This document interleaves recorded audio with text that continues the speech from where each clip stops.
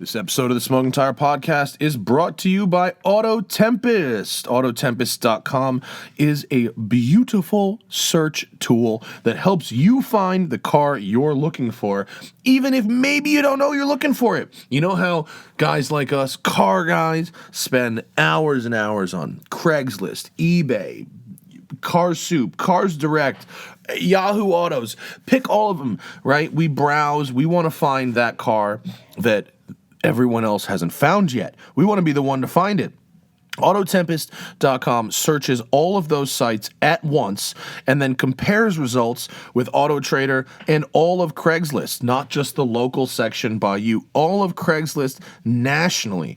If you're looking for a specific hard-to-find car, this will help you search all those sites at once. If you're just browsing and want to see what's out there, what your next collector car or sports car purchase might be, Autotempest.com is a great way to waste time as a car guy. Check it out. They have supported this show for a very long time. Support the people that support us, and check out Autotempest.com. Let's see. This episode is sponsored by Beeline Coffee. I love my Beeline Coffee. I'd be drinking that every day. Expecting a new shipment later today, actually, and I can't wait. We've got our own roast, the Smoking Tire roast. It is a beautiful medium roast, medium body. It's actually a lighter roast with a medium body. We've gotten some really, really good feedback from proper coffee aficionados on Instagram, and I've gotten some really nice emails. These beans are expensive. This is not an entry-level coffee. If you are really into coffees and you're into the flavors of a delicious single-origin, small-batch coffee, Beeline Coffee is for you. And try my roast, the Smoking Tire Roast, which I had a hand in developing. If you want to drink coffee like the Farah, you can drink the Smoking Tire Roast.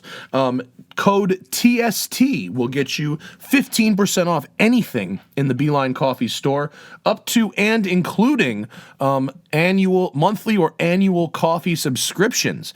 An annual subscription is like in the hundreds of dollars, so 15% off that is real money, people. Check it out. Code TST at BeelineCoffee.com.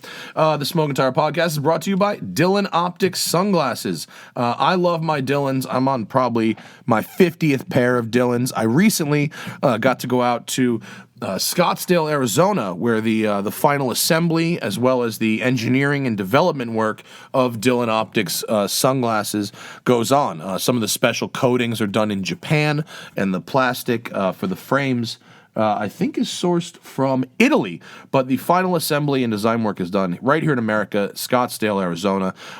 They have the Nir Lens Technology. It makes seeing out of Dylans, it's like HD life. It doesn't make things significantly darker, just clearer and with less intense light coming through your glasses. The matte finish is unique to Dylan. That's a patented finish, and you can get it in over 8 different colors, and the one color I've been asking for that they don't have is red, but when I went to see the factory, it turns out red is coming very soon. I saw the prototypes and it looks sick. For now, it's black, silver, gold, green, blue, and another color I can't remember right now because I'm blanking. DylanOptics.com. But don't go to DylanOptics.com. Go to theswingtire.com. and use the Dylan banner. That will get you a free Smoking Tire t-shirt with purchase. Every pair of Dylans you buy, if you buy 2 pairs, you get 2 shirts. It's like that, people. Lastly, before we continue on with this show, check out my new podcast with Mr. Cameron Weiss of the Weiss Watch Company called Watch and Listen. It's a podcast all about watches. It is a video podcast, so you can get it on YouTube, you can get it on iTunes, you can get it wherever you get Android podcasts, and of course, you can get it at shoutengine.com/watchandlisten. And if you're into the hobby of watches, the collecting of watches, how movements work, it's a pretty deep, dark nerd rabbit hole. And the watchmaker, my friend Cameron Weiss, is really good at explaining how this very complicated stuff works in the world of watches. And, if you're into cars, I think you probably find the Watch podcast to be pretty interesting. So, check all that out, but not until you're done listening to this podcast. This is going to be a good show. You guys are going to like this one a lot. I won't waste any more time. Enjoy the Smoking Tire Podcast. Here we go.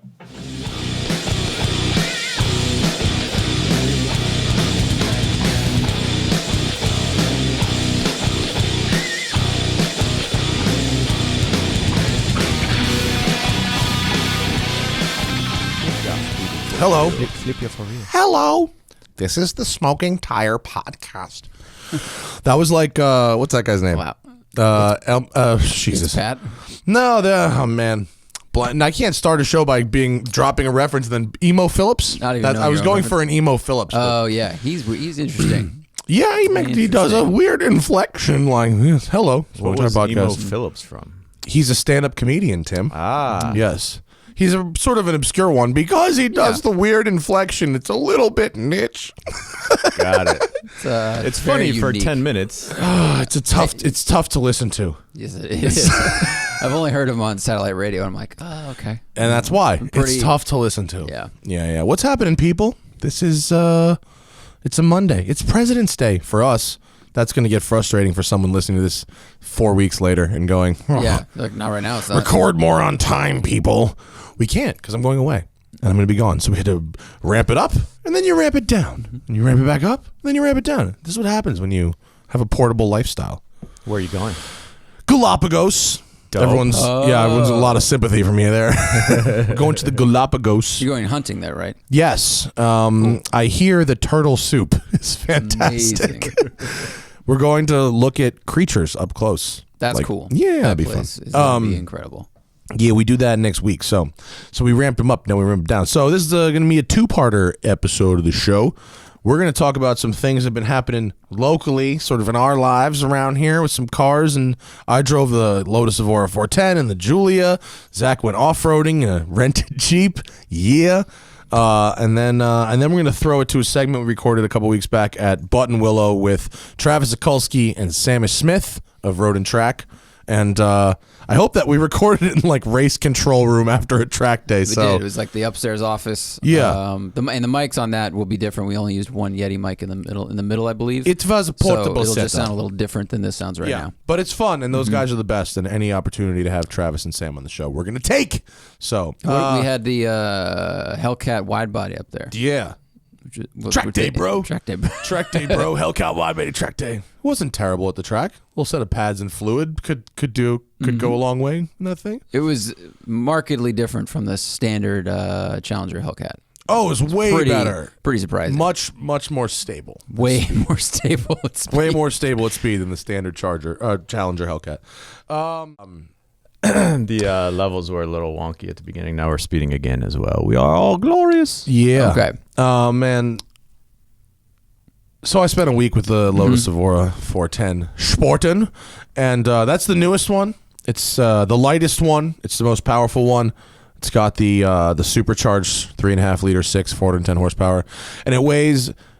But depending on your options, it weighs 3,000 to 3,100 pounds between there. Like you can get it. I think that range. You can get it just under 3. I think the base is like, if you get it as light as possible, it's like 29.90 something.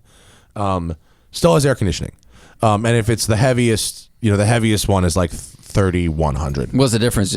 Just trim levels, nice things, seats? Yeah, carbon stuff. You can get like a carbon shell seat or like a more luxurious seat, I think. Were the seats more manual or the one I was in were manual. They were made by Sparco and then covered by Lotus, which I have no problem with. They reclined and stuff. They were comfortable. This car is like, this is like. Remember when we talked about TTRS and it was like the best sports car no one ever talks about? This is the other best sports car that no one ever talks about. Like, this thing was $114,000, which is not cheap, but you're basically in a Carrera S. You're just getting into a Carrera S there, brand new one. And what this car has is it really is like the new old NSX, where it's got just nothing more than you really need. It's pretty simple. I mean, it's got manual seats, but it's got power windows. It has a key. It doesn't, it doesn't have keyless entry. It's got a click button and you put a key in and turn it, and it's got like an Alpine stereo, which for the most part was fine. I mean, just Bluetooth it right in, done, and like. It's got basic manual air conditioning and, 3-knob air conditioning. Like, it's nothing fancy. I think that's good because, Lotus's reputation, obviously, decades ago was like Right.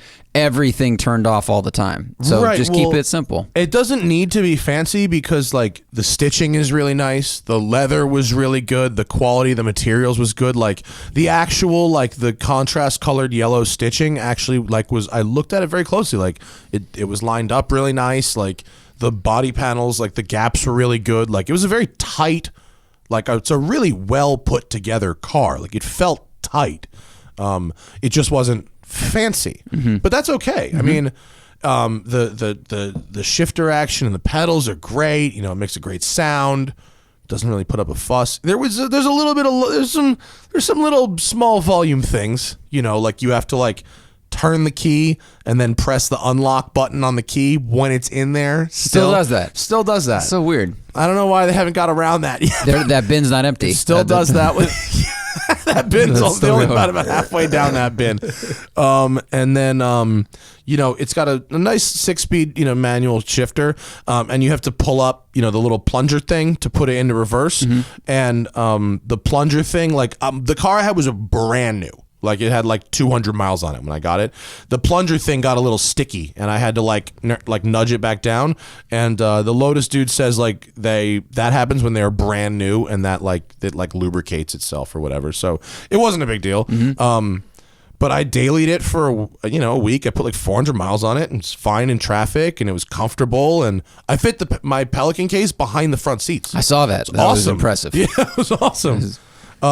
It seems, and in terms of fanciness, I think if you're getting into a 911 at that price, it's not gonna really be fancy inside either. We've had some kind of stripper 911s, and the seats are leatherette, but the center gauge is just black plastic, like around there. It's nothing too interesting. Well, so I drove Nick's GT4 back to back with the Nick. My friend Nick has a Cayman GT4. It's been lightly modified by not by Sharkworks. I'm sorry, by Speed Sport Tuning, and it's got like an exhaust on it. It has the DSC Sport controller on the stock suspension. There's that, and it's got like an alignment. It was a lot of little stuff that all just kind of added. Yeah, and like the harness bar and, just the stuff that GT4 people do. So actually the Evora was much nicer for a daily than the GT4. Like just way easier to get in and out of. Why is that?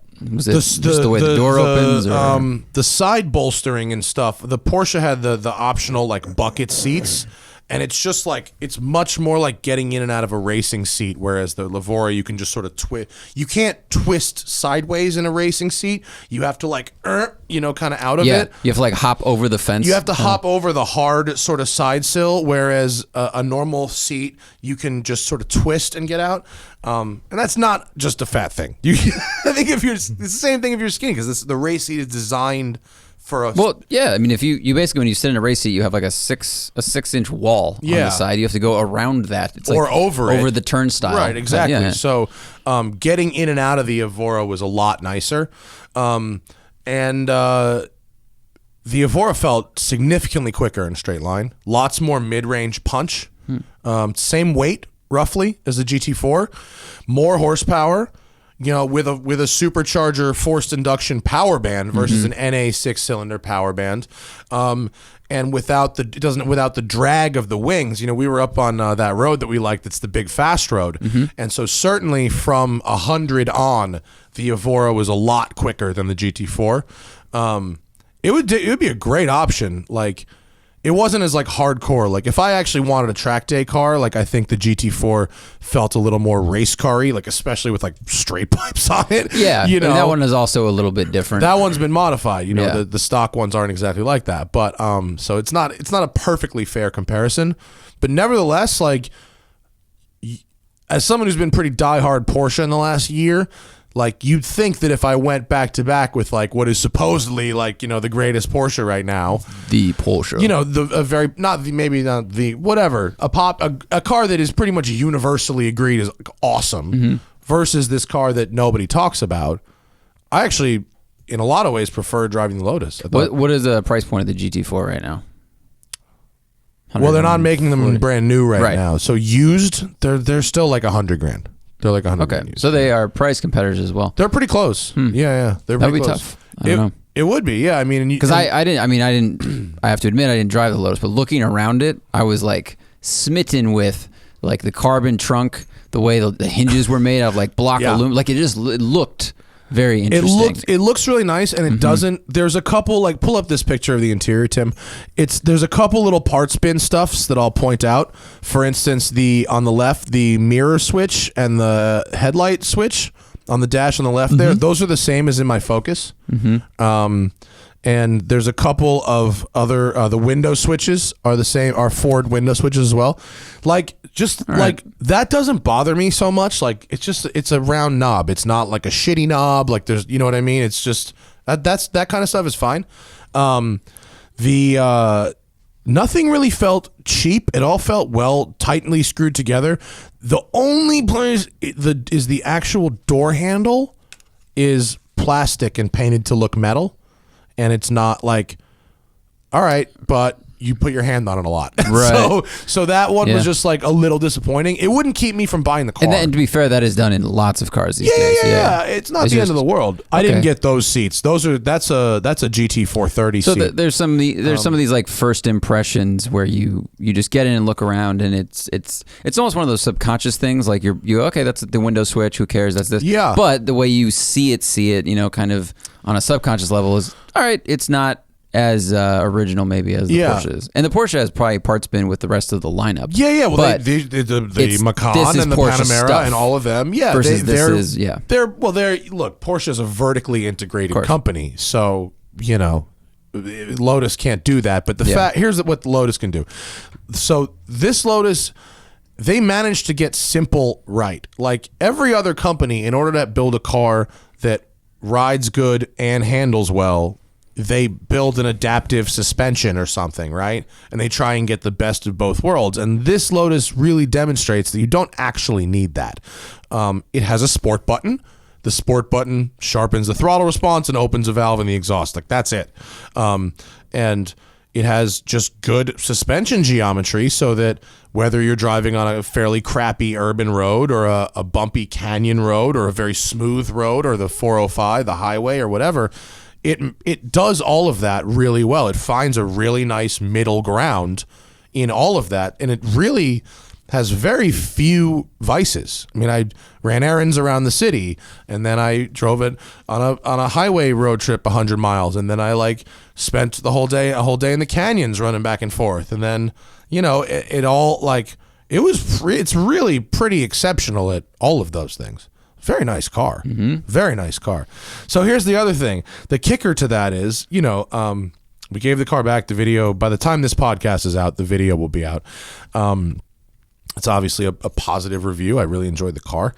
Lotus offered me, I'm not really sure why, but they did. Long-termer. An Evora 400 for a month. But they're kind of like, what do you want to do? And I'm not sure what I would. The problem is I'm inclined to actually say no, because I don't know what I would do. How many videos would you be willing to make of the same car for a month? And a car I've already reviewed at that. Now, the 400 is lovely. One might even argue better on the road. You just really live with it for the month. Like, let's take it to Bed Bath and Beyond and I'd have to Doug DeMuro it. Is that what you mean? I think you'd have to. I think depending on how much content you need to make for it, you have to do a lot of weird stuff. And it's one of those things where you have to set up 2 GoPros in the car all the time and just speed them when you're doing all your stuff. But you could kind of address that question of daily driven sports car. You know, of how much, what are the limitations of driving just a sports car? Yeah, I mean the limitations I found with. Oh, I'm so sorry. As usual, it's easier nowadays with Amazon Prime. I will say that. 10 years ago, you had to transport a lot more stuff. Yeah, and if you have a significant other or a housemate or a whatever who has a slightly more practical car, you can certainly solve a lot of problems that way. I daily drive lots of sports cars, and as long as they're not too stiff or too uncomfortable. I never have a problem really. Or too low because bumps, driveways, stuff like that. That's the other thing the Evora does well. There's no nose lift or anything like that, and I didn't bottom out on anything. Even if that curb getting onto the turnout was quite big on the road we were on. It was sizable. No, but I go off it in the video. You can see it doesn't do it. It doesn't have a problem with it. And the other thing, I put it in sport all the time because it sounds super good with the exhaust open. But in quiet mode, intentionally, in quiet mode, you can do a track day at Laguna Seca on a quiet day. That was the point of the 2-mode exhaust. Oh, that's very smart. The Lotus guy said they'd be perfectly happy to have just one loud setting all the time, but then you couldn't do a track day at Laguna Seca. That's and very with the cool. quiet mode, you can. So that's nice. It's pretty good. I mean, overall, the dude, drivetrain should be super reliable, assuming Yeah, Toyota. It's a Camry motor with a low pressure supercharger and an intercooler. I mean, that's on it. honestly one of the most attractive things to me about the old NSX is like they're just people put miles on them. It's like Supras. Like you can find people on super forums that have 100,000+ miles on their car and drive them a lot. NSX would be the same way, and hopefully this car would also be the same way because you don't have to have that. Oh yeah, this is my sports car, but it's a little bit finicky today, or it's a little bit this. Like it should just keep going. Yeah. Is it cheaper to maintain then as well?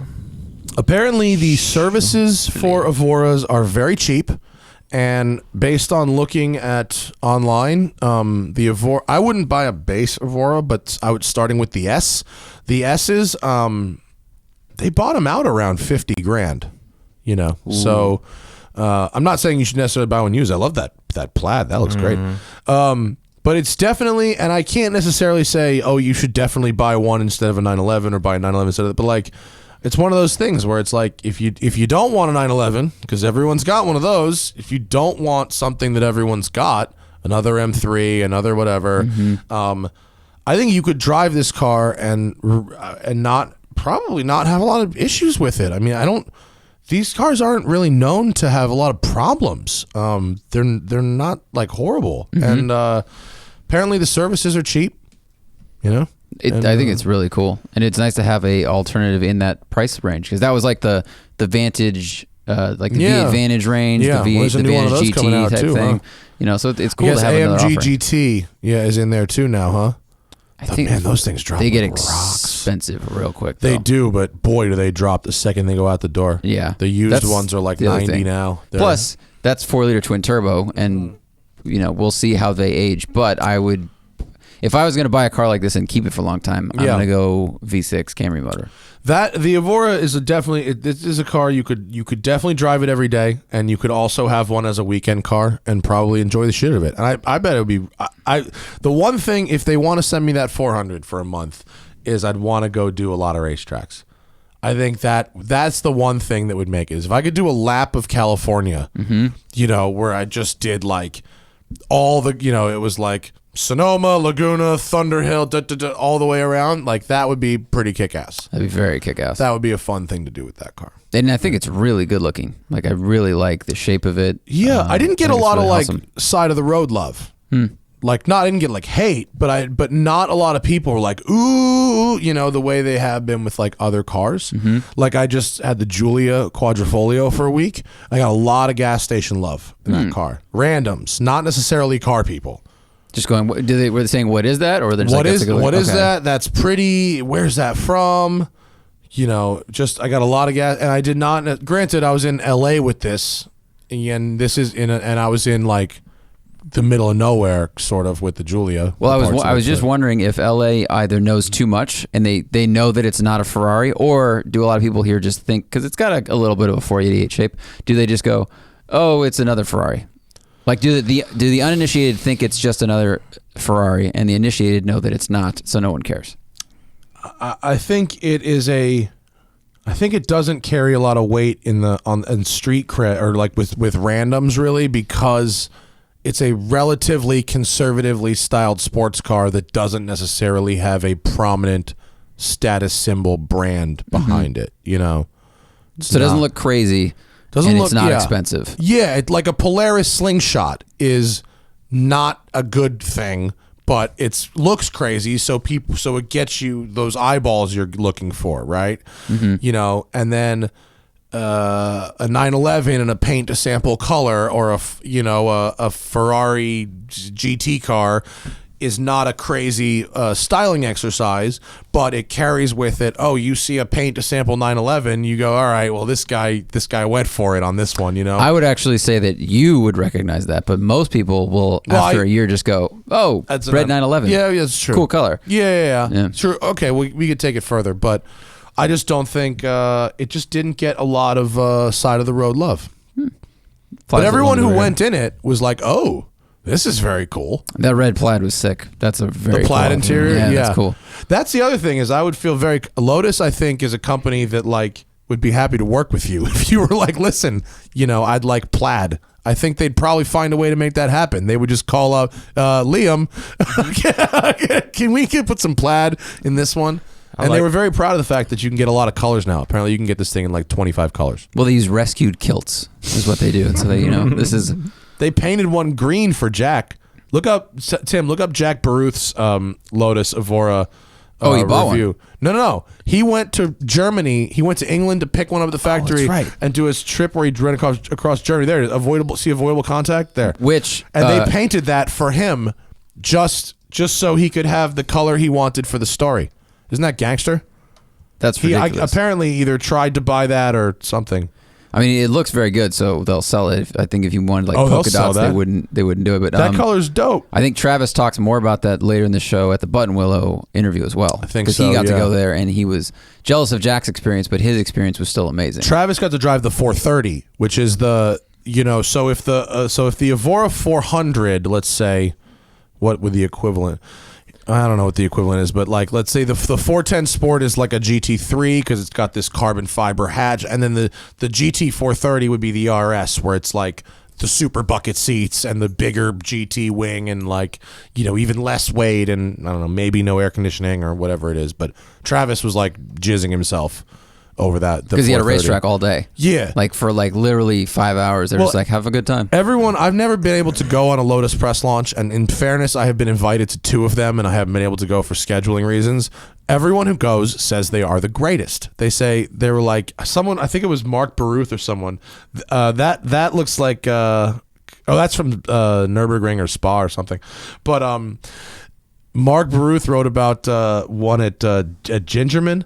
And it was basically like they stayed in like, you know, one of the same hotel we stayed in for Grid Life. Oh wow, yeah, like just the whatever just hotel, Holiday Inn, you know, and ate whatever sandwiches, and it was like, but you got an hour and a half of track time, you know, like to yourself. And he's like, it was the best press launch I've ever been on, where like no money was spent on anything besides keeping my ass in a car lapping around a track. That's great because they're like, this is what we do. We're showcasing what we do. That's it. You know, we don't need the frills. We don't need the frills. We don't pretend that you walk into a Lotus and you are suddenly a billionaire and you fly on like, you know, seagulls carry you in a bassinet. Like, and if we're going to fly you to a racetrack, we're not going to spend money whining and dining you. We're going to spend money getting extra track time so you can keep driving the car.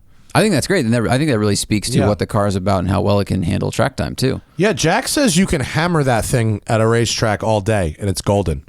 That's real impressive. It's nice. There's other companies where you're like, all right, 3 laps, and then it's time to have the bacon sampler.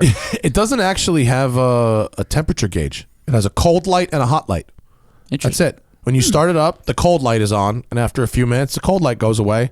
And I've never seen it, but apparently if you get it hot, there's a hot light. That's it. I guess if you're driving hard, you don't really worry about the temp until it's too hot. Yeah, I mean, like all that matters is my engine warm enough? Is my engine cool enough? And yeah, that's true. Then that's it. If you've got an engine that cools well, okay. Like it'll warm up and it will cool back down. Yeah. That's it. Interesting. Yeah, it's true. Yeah. I like the Evora 410 a lot. I'd probably consider buying one. It'd be awesome. I think it's pretty sick. At first, I was like, nope, can't buy one. Camera case doesn't fit behind the seat. And then it did. I was like shocked. Fit behind the seat. That was awesome. A lot of room back there. Just move the passenger seat and then if you slide the passenger seat all the way forward, and this one had like an optional like leather divider thing that was in there that you couldn't just take out quickly. It was like screwed in. And so if you didn't, whatever, but you can fit a bunch of shit in that car. You can't put there's nothing in the front, but there's the behind the seats fits a bunch, and then there's an area behind the engine. Like if you open the engine compartment. It was decent. It would hold like small, like a carry-on bag maybe. Yeah, or it would like hold some stuff. You just couldn't put like milk back there because it gets warm because the exhaust is under it. Or it's ready for tea when you get home. Or you could slow cook a brisket maybe back there over time. At a track day for like 4 hours. Yeah. That'd be pretty cool. I will. And I had sets one of golf gripe with the clubs. car. What was my gripe with the Evora? That's what you should do with that car for a month. What? Just try to slow cook something in the back. For a month. No. For one of the days. Yeah, I can make jerky. The USB port wouldn't charge my phone. That was my gripe. Whatever. But that was the gripe. I had one. I figure they could fix that. Yeah. I mean, they shouldn't have to, but they could. They probably shouldn't have to, but Right. I had to put the 12-volt USB thing in and use that, which is whack. Besides that, I mean, it's $115,000. I'm allowed to criticize a USB port for sucking, aren't I? Yeah, we criticized Audi for 10 years. Rest of the car, yeah, worst technology partner deal ever. Hey, let's do a technology partnership on a proprietary cable. That was like a VGA cable. And it came out like the year before USB. Yeah. Like, well, no, boys, we got to stick with this one. They bought the rights. Shit. How long was that contract we signed? Shit. 2016. Why did we do? Oh, we got a very good price. Yeah, What is that? Is that golf bags in an Evora? There you go. Yep. Pull that picture up, Timmy. Golf bags in an Evora. Although that does not look exactly like... That looks like a more base Evora. And if I were a betting man, I think the supercharged Evora has more cooling and different things and a smaller trunk opening than that. Yeah, your engine did not look like that. My engine did not look like that. Actually, you could just see your engine. That looked like it had a cover. That's true. Yeah. But I would say 9.4 out of 10 for the Evora 410 Sport. Pretty sweet. Excellent vehicle. If that ever hits 50, I hope when that hits $50,000, I can afford it because I like it. They I even drive it. They have 96-month financing. They told me that at the dealer. They were like, I seems was like like, a oh good man, idea. I think one day I'd like to buy one of these. And he's like, we'll do financing from 96 months. I was like, yes, you will. That's insane. Orange County. That's crazy. While I was there, dude, I had this place. I'll shout them out. Eurocar in where are they? In Costa Mesa? I think they're in Costa Mesa. Yeah, they are. Eurocar, right? It's like a secondhand European, car lot, and it's Lambos and Ferraris and Porsches and Bentleys and it's all the fun stuff. It's late model sports cars and supercars. And I went down there, and they are the newest Lotus dealer, so that's where I picked up the car. And they had a bunch of Evoras as well, 400s and 410s. And as I was like, just the goings on of that place on a Saturday when I went to go drop the car off were like, there was like a Chinese college kid rolled up in like one of those G4x4 squareds, like the lifted Whoa. you. And then like these three like YouTuber car spotter type of 15-year-olds were there, like taking pictures of everything.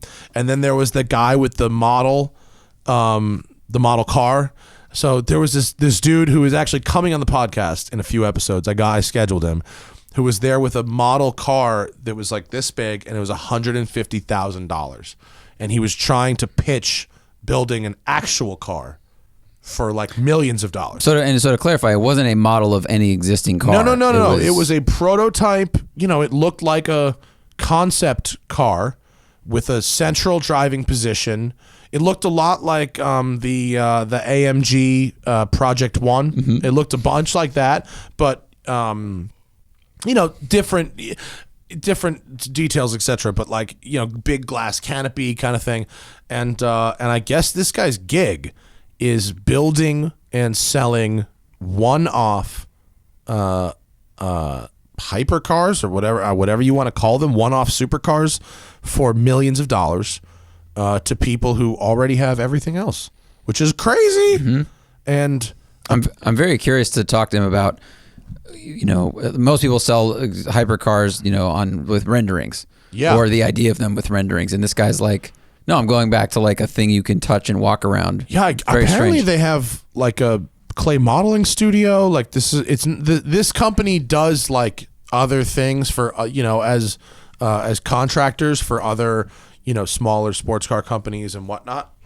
But I don't know. He's going to come on the show and talk about it. Real Sounds cool. crazy. But Yeah. that guy was there like pitching this thing. It was craziness down there. Very different scene than another dealership. Very happenings. Lots of happenings. And it was nice of them. They kept my focus for me while I had the Lotus. It was nice of them to store the car. So thanks, Eurocar. Go check that place out if you're in Costa Mesa, wherever that place is. What else? Oh yeah, and then we did a week with the. Well, you tell me about off-roading, and then we'll come back to the Julia.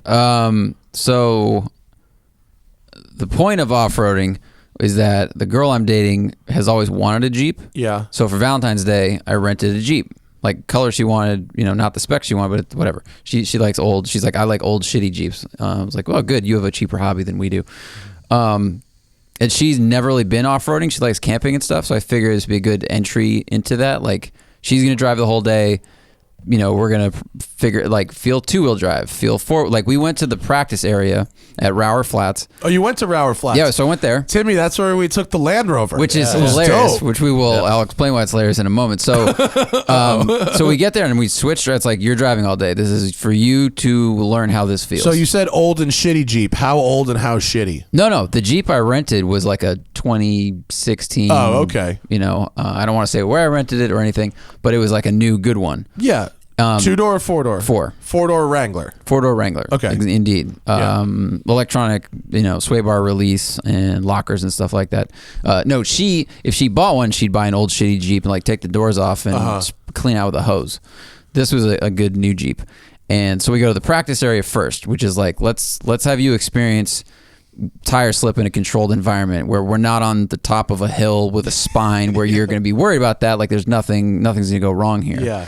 So we just went up a hill in two-wheel drive, went up a hill in four-wheel drive, like straddle this little crevasse ditch. Now put your wheel in it, kind of like going A, B, C, D, like all the things you might encounter on a trail. Did she enjoy her lesson? Yeah, no, she was stoked because it was like, she's like, this definitely feels different. When you first, we've done like limited off-roading, I feel like. So when we go to the like Jeep launches and stuff and you're getting like two-wheel tilt and three-wheel tilt, like it's very foreign.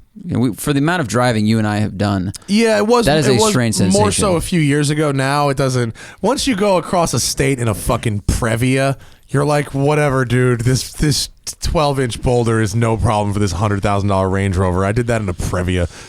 I still have a different feeling, but I feel like the accent and the Previa and everything, we are lower to the ground, and we also don't do quite as much like leaning three-wheel motion type stuff. I guess we're avoiding more obstacles. The key with us is always avoid the obstacles. So we were like, all right, great. We did some little baseline stuff, and we have their map, which says on it not to scale, and looks like it was hand-drawn in like the 60s. And the markings on the map for difficulty are terrible. If you just poorly marked or inaccurate or what? They're just poorly marked. There's a box in the bottom right of the map, and it's got varying from easy to difficult to most difficult. And the car column. So for the ATV and dirt bike column on this map, Tim, see if you can pull up the Rower Flats map. I bet that map has been published somewhere. Oh, totally. I got it off the internet. The column for ATV and dirt bike are like filled. It's this one. The ones for car, it was literally only the bottom two that say most difficult. That? No, that's super much more better. That's much better. Much more better. Yeah. All these maps look terrible. These maps all look, they suck. But so basically, I was like, well, I don't know where we're going, but let's try and go up one of these ridge hills. And so we go past a couple of workers and we turn left, and I see there's a post there, and it's got a black diamond on it with like a jaggedy thing, and I'm like, oh, that must be the sticker for this place. That must be the general logo for Rower Flats, is what I thought. You thought the general logo for Rower Flats was a black diamond and jaggedy thing? Yes. And rented Jeep, so it's no problem. Actually, I was way more nervous in a rented Jeep than I would have been in a press car. It turns out I went on the exact same trail that you guys went on in the LR4 view. That trail was awesome. I skipped past the part where you guys turned down that trail. Like I jumped ahead to where you guys were just driving, so I didn't realize that at the time. I went back and watched it later. But we got to like that first split. There's a split. So she's driving. We're going down this little wash thing. Fine. Go up a little hill. We go around the split. Fine. The next thing is like a wall.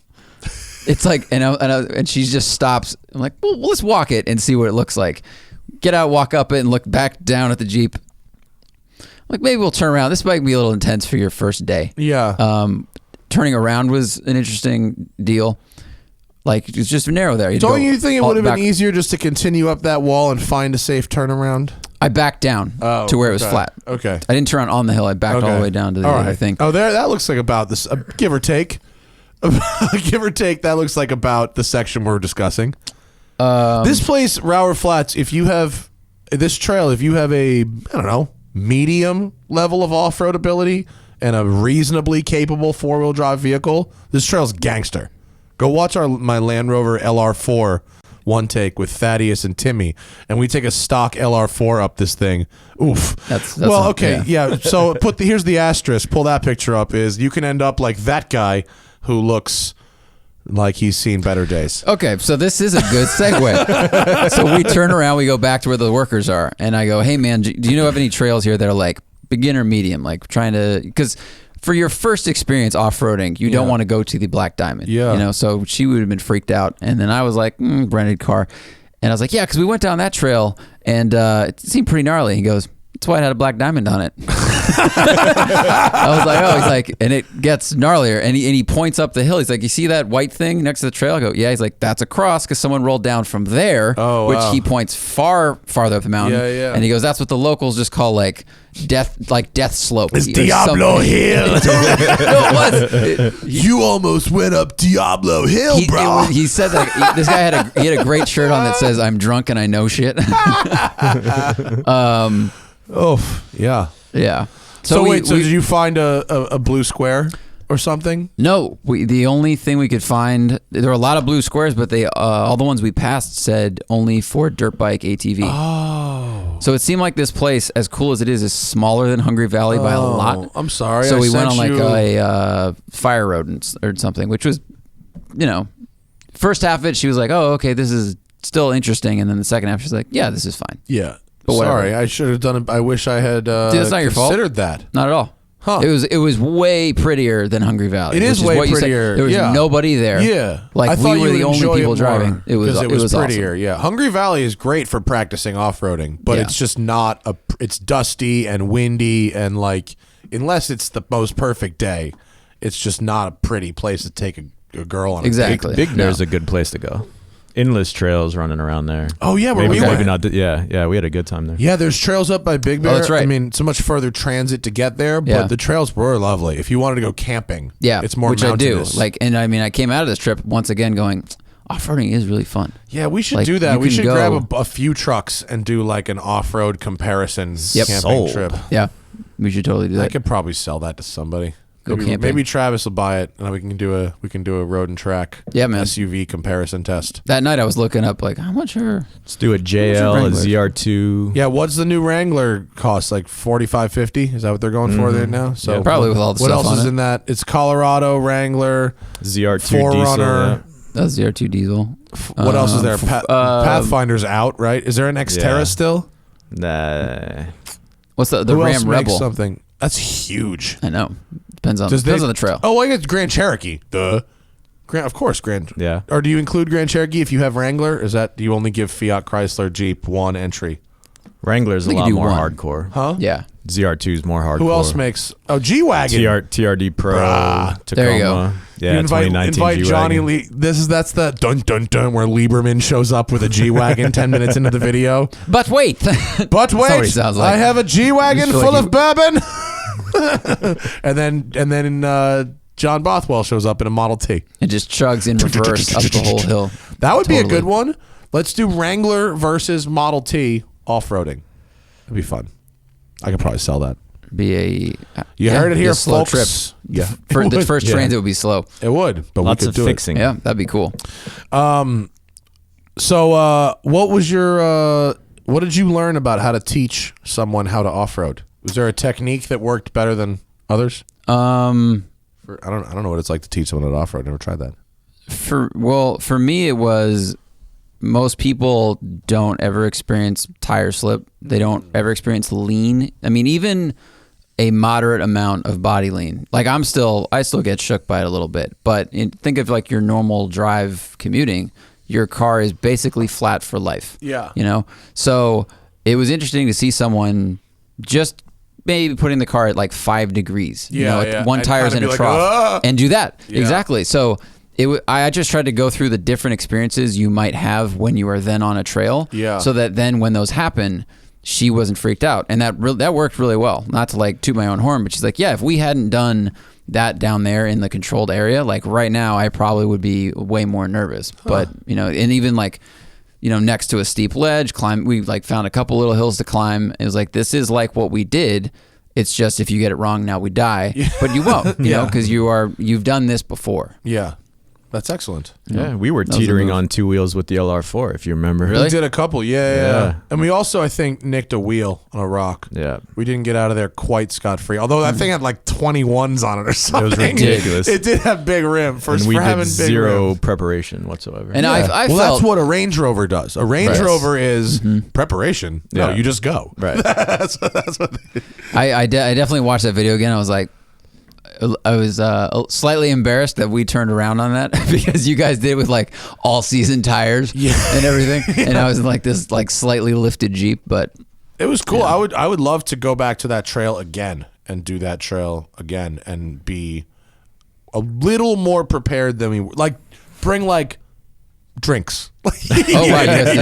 No, we were just like, let's drive up this mountain, and like we were. It sounds like completely unprepared. All I had was like one water each and GoPros, and it just took long. Off-roading takes a long time, and so by the time we actually got to the other end, it was actually like dark, and we didn't quite prepare for that as well as we could have. But the trail was badass. Yeah. I want to have more experience off-roading just so that I just feel more comfortable doing it, like getting three-wheel or, how much lean a car can have, even like some of those like slow turns where the car's at like a 15-degree angle and you're just going around a turn. But it's just such a foreign sensation. Yeah. Oh, you know what else is this is a little inside baseball for those of you not from Los Angeles, but Jawbone Canyon area has a good. Remember that area? Yeah. There's trails. There's that trail that runs up the pipeline up the side, and then there's some easier trails that go around the back that are good for. Jawbone is where is one of the places Zwart said to bring the safari car. Oh, because I remember where we drove the Jaguar. It had like nice fire road. Yeah. So I'm sure that leads to trails. Yeah, I think I did a one take of a Honda Pilot up there, and as well as the off-road 240Z, the Peking to Paris 240Z. That was the fire roads. Of Jawbone. Yeah. So that was like the rim road we took at Rower Flats was like that. Yeah. Alfa Giulia Quattro Formaggio. Really interesting car. I'm like the last guy around to drive to review it. It's been out for like 2 years now. Very fast. So it's that's like an HRE. So that's like an HRE picture. Rendering. That's it. It's got a motherfucker of a motor. It's 500 horsepower. It's 3,300 pounds. It has an 8-speed gearbox, automatic, and it's so Italian. It's really Italian. Like it's really good at going fast. I was up in San Francisco, our new part-time, I suppose, home in the areas down by Pescadero and Alice's restaurant. Our new crib is 3.5 miles from Alice's. Ooh. So I got the car here in LA. I drove it to San Francisco, and I took the 25. Oh, did I have a drive? It was glorious up to 25 the whole way, and then I dipped around the 198. Is gangster to the 25, went down and then up PCH the whole rest of the way. Damn. I really took, and then I did it fast too. This car is one of those cars where like it kind of makes you want to drive like a dick. Alphas tend to do that. I think cars that just feel the way you expect them to feel dynamically make you want to do that because when it's easy to go quickly, you just do it. You just start doing it. And so like my moving average was very high. I think I probably on the 25 I probably sustained like over 80. It was that road was perfect. And on the way home I did it at sunrise too. It was gangster. But it's really good at going fast, this car. It's got quick steering. I had the $8,000 optional ceramic brakes, which I'll circle back to in a minute as to why you should not get those. And, it's got Pirelli Corsas on it, which are 60 treadwear. So they're very sticky. That's funny. That's the Abarth marketing move. Yeah. It has, I had the one with the touring seats. Remember the one we had at VIR for drive? Wasn't there. Oh, you weren't there. Okay. So the one we had at VIR for drive had the carbon seats, and I did not like them at all. I've heard that. And this one had the touring seats, which actually I think are the quote base seats for that car. Much more comfortable. Not fancy or anything, but like good bolstering, decent adjustable lumbar. And I did 1,500 miles in the car in a week with no back pain. So okay, that's pretty good. Because I think I read in one of the earlier reviews, like the seat cushion felt short. It does, but it has the extension. It's got the extension. It's got the extension. Okay. I don't know if that's new from when it originally happened, but it's got it now. So I thought it was great. The steering wheel, like the driving position is very good. And like the gauges are nice and clear, not fancy. The whole car is not particularly fancy. The carbon fiber work is very nice. The things that, well, it's the nicest interior I've seen out of an Alfa and really ever. The last one I drove was a 4C. Which, this is way better than that. Well, I've been in the Giulia when I went and shot Road Track's PCOTY thing. Oh, okay. So you know. So it's really good at going fast. It's also pretty good on the highway. It has magnetic shocks, and they're adjustable with the different drive modes. And so on the highway, it rides well, and it's noticeable difference in the drive modes. Yes. Okay. Yes. Big difference in the throttle response. Big difference in the engine characteristics. The shocks, go from very soft to very stiff. The range is pretty. You can't really drive the car in dynamic and race. On the street, the stiff is too stiff. So you put the car in race and then dial the shock down. And doesn't race turn all the stuff off? That's what I was reading. Go. See, here's a gripe: is you can't leave the exhaust open all the time without being in race. Race also turns off traction control completely, which you kind of feel like an asshole going to the grocery store and turning traction control off. But if you're awesome. But the car, it's not like it's that loud. Like you really do want to hear it in loud all the time. And even if you put it in just dynamic, I wish dynamic had the exhaust open all the time. Yeah. Dynamic gives you open exhaust like above 4,000 RPM. So you get that weird thing where it's like, Remember like my Vanquish used to do before I did the transmit? It did that, and that's not good. So you either want to get an aftermarket exhaust, which I heard a clip of a Capristo, and it sounded like, oh God, it sounds awesome.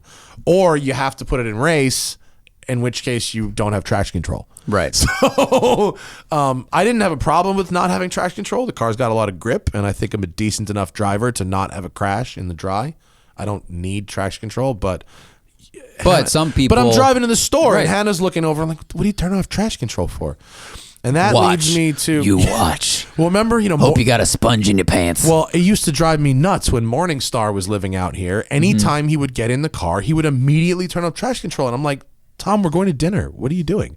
He's like, you can't. It's invasive. I was like, what are you going to do that it's going to stop you, that it's going to invade on the drive to dinner right now? So I just can't have it on. That's more of that's like a platform of his. Well, it's a Morningstar. It's He can put that on a shelf alongside his BlackBerry, which he's still using. I love Tom. You gotta like. You can't get him off once he gets focused on a certain thing. He's got some open avenues, and he's got some one-way streets, and he's got some cul-de-sacs. That is such a funny one. So, all right. So, the Giulia is great at going fast. I wish you could make it loud, for all the time, because it's really very quiet most of the time. So, there were some bad things too.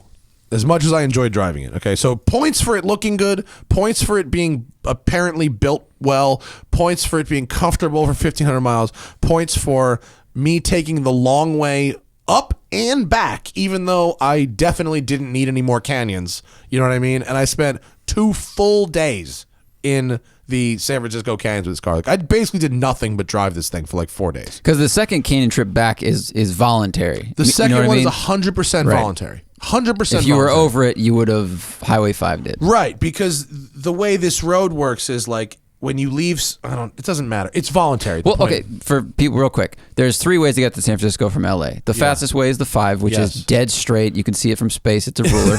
The other one is the 101, which curves along the coast and is currently not much slower. And is currently closed off in some sections for mudslides. Yeah. So the time difference between those is not that big. Or there's PCH. And then PCH, which is the slow way. And it's also closed right now for mudslides. Also closed for mudslides and takes days. And then the 25 goes between the 5 and the 101 in those kind of Center Valley mountains, and it's awesome. It's a canyon road. It's not a highway. With very different. It's got the lower end is very tight, and the upper end is super open. Yeah, it's got big, huge straights, and then it's got a really nice tight section, and it's very, very fun. And there's nobody on it. Anyway, so though there are many good things about this car, like many, many good things. Like it's very fun to drive when you're going fast, and it's very, very rewarding, and it talks to you, and it's very intuitive to drive it fast. You can pretty much get in it right away and go pretty quick. I mean, like the M3, everyone will want to know, is it better than the M3? It's not better or worse. It's like if you and your friend are in an M3 and a Giulia and you're on a track and you're going to race, the better driver is going to win. That's how that's going to go. You know what I mean? So, yeah. But it's very fun to drive fast. Now, there are some bad things, okay? The MMI system is really slow and clunky, which, duh. Okay. It stinks. And I had problems like when I plugged my phone into the USB, music would come through, podcasts would come through, phone calls would come through, GPS directions would not come through, Waze or Google Maps. Okay. Now over Bluetooth, they would come through, but I couldn't have my phone plugged in. You cannot have the phone plugged in to charge, but have it be connected over Bluetooth. You have to pick one. That was a problem a lot of cars had like 5 years ago. And this is the problem with the Giulia. The other problem it has is a problem that cars had 5 years ago, which is the ceramic brakes. They were $8,000, are brake-by-wire. And brake-by-wire is a really cringy thing to tell a car guy because it's like, I'm going to remove this feel from you and make it more like Forza. You know what I mean? And here's your steel condom. Right. And the NSX, which you've had to go in, it's seamless. If I didn't tell you that car was brake-by-wire, you wouldn't know. Right. And that's all in the software. It's in the programming. The Giulia has... it's really one of the most tone-deaf naming schemes. It's called IBS. That's what Ben Stiller had in Along Came Polly. Yeah, it means you shit a lot. Yep. And so basically, if you're doing 150 mile an hour haul downs at the track, the brake pedal is very right now. Let's get her done.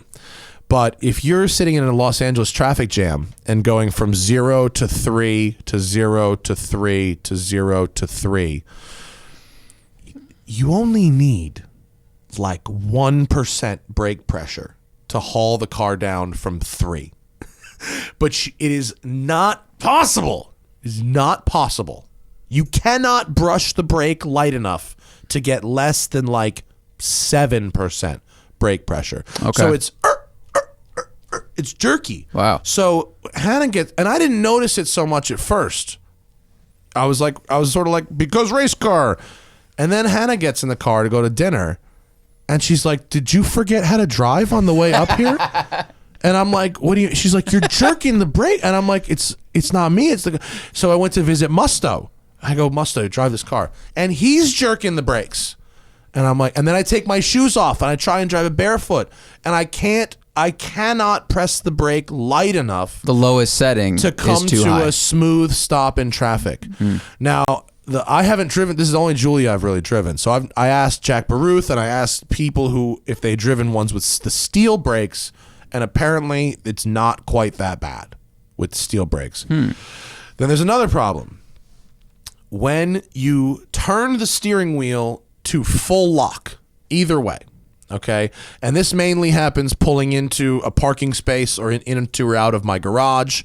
My garage is on sort of a narrow street, just it's garage to street. So when you pull out, you have to immediately make a full lock 90-degree turn.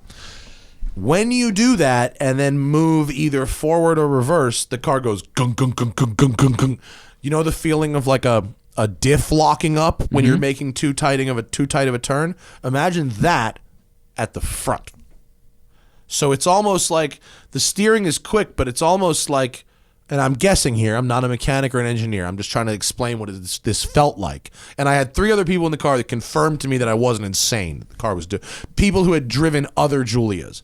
So when you turned the wheels, it seemed almost like the full lock, like the end of the rack, the wheels are not quite the same radius.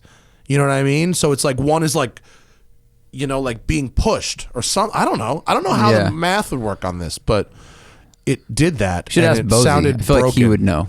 He probably would know the answer to that question. The people that rode that had driven other Giulias, did they say that theirs did the same thing, or that yours was unique? Jack said some of theirs did, which is great. Well, some of them have check engine lights and some of them don't. Oh, mine did. I know. Mine threw 3 check engine lights. 2 were identical, and then 1 was different. And 1 was a general check engine light, and that happened just while I was driving. Those are meaningless. Just while I was driving. I was sort of low on fuel, not crazy low, but like a quarter tank, and filling up made it go away. So there was that one. And it didn't say, it wasn't a low fuel light. It said service engine light. So then I had... Well, it could have been like the seal of the gas cap. Can sometimes set off a check engine light, which is totally can. super dumb. In 2018, they should have just text that says your gas cap is too loose. But it can. But I didn't touch the gas cap for the length of that tank of fuel, and it happened at the end. So I don't know. Maybe, whatever. And then the other 2 were service electronic throttle control.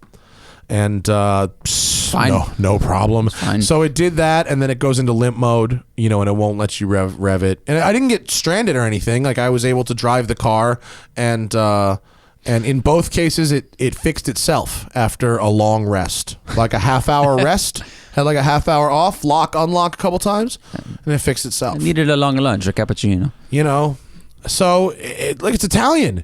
It's good at going fast. It's bad at going slow. It's going to probably give you a couple of headaches, but it looks good.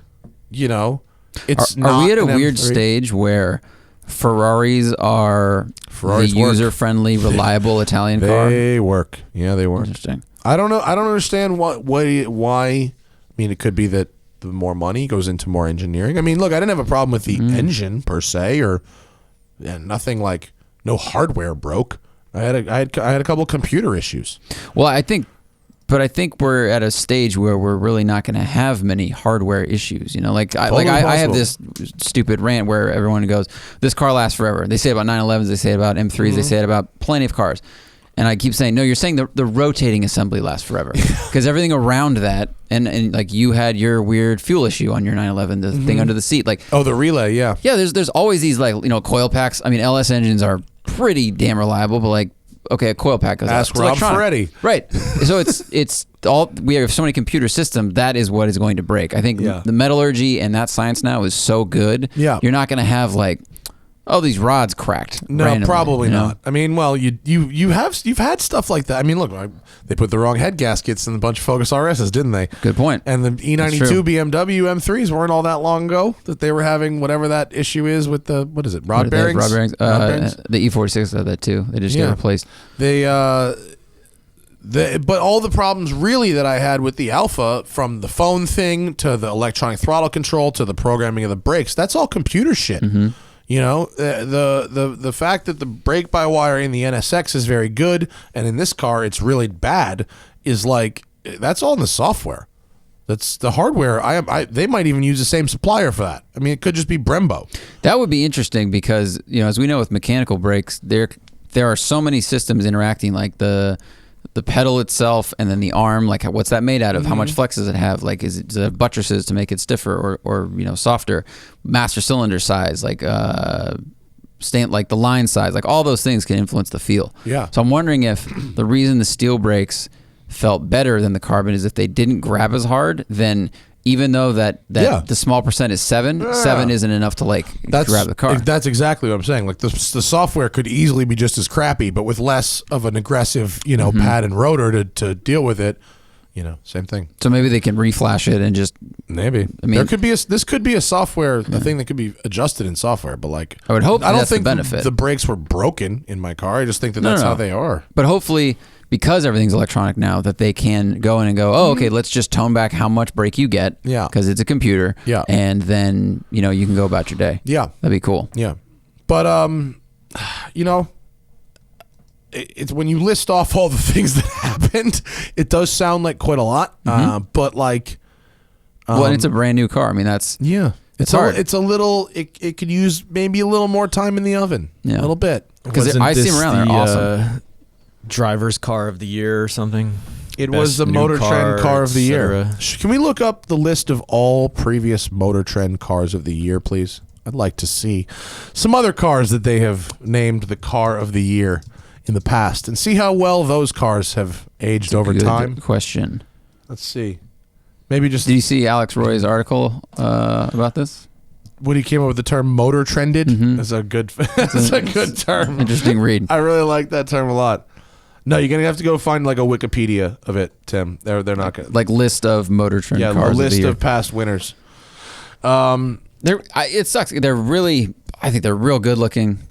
Everyone who drives them just says dynamically they're super fun. Sam Smith was like, "Oh, I wish the M3 had like a touch more of this kind of spiciness that it has." It is spicy. I mean, the car's very fast. I mean, I had driven that the Lotus Evora 410. I traded the same day for this, and I mean, it really feels like the Alpha would probably win in a drag race. And it's a sedan. It's not like it's not a sports car. Here we go. Oh yeah, here we go. How far back do we want to go? Wow. How far back should we go? 15 years and see what's 15 years ago. So that's 2003. Can you zoom in the font? Zoom in put on that, Put it yeah. on the screens, please. All right, what other cars? Oh, some of these aren't so bad. Okay, you know what? Maybe I'm being a little unfair. Back to 2003, there's Infiniti G35, which I think at the time was a very good car, but that first came out, the new one. Toyota Prius, the redesigned Prius in 04, yeah. 300, Chrysler 300, Honda Civic, Toyota Camry, Cadillac CTS, Nissan GTR, Ford Fusion, PT Chevy Cruiser. Volt, Volkswagen Passat, Tesla Model S, Cadillac CTS.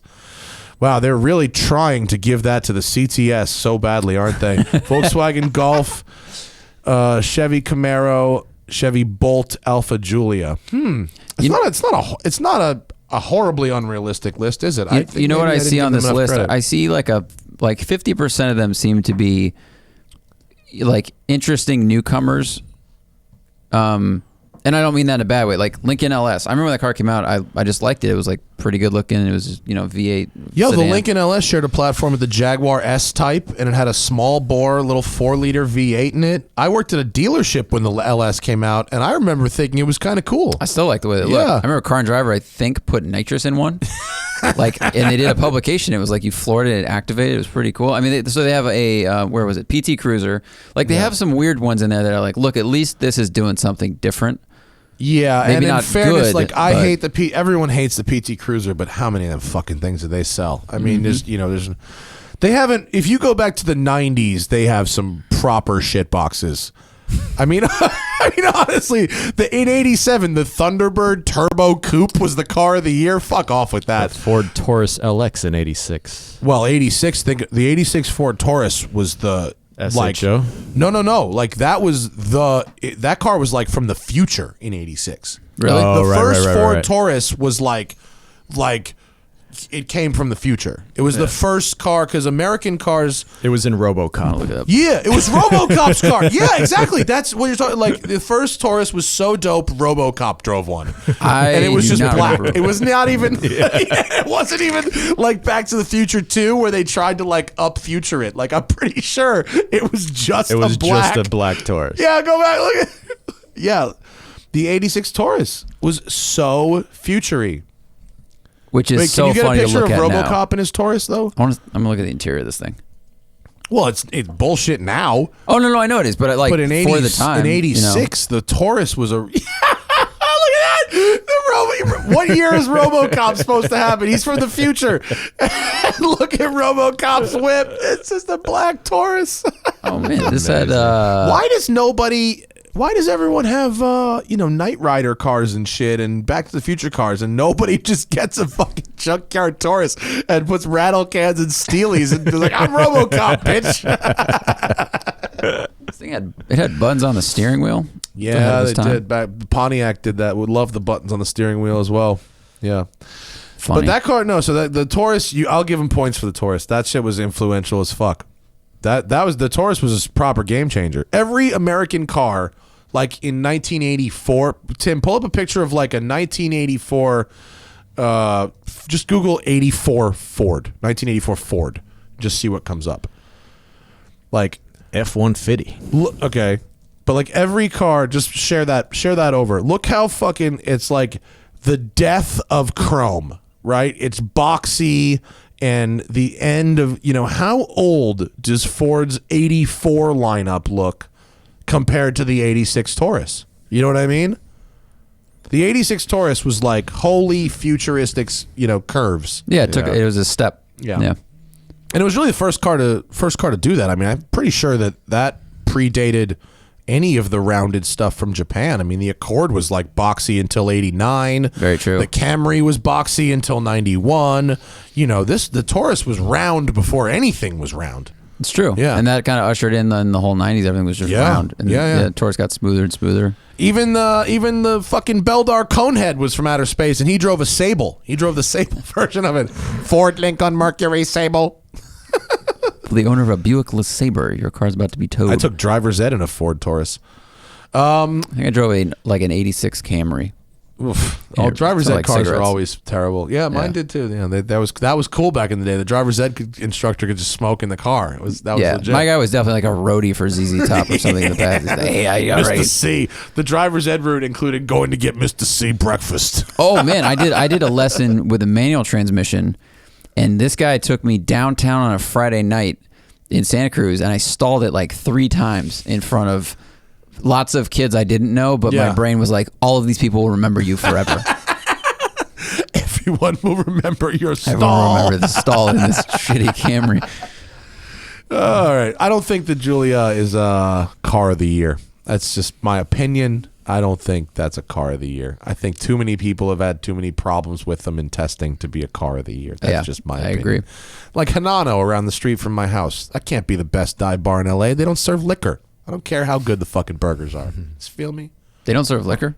Not at Hanano. It's beer and wine.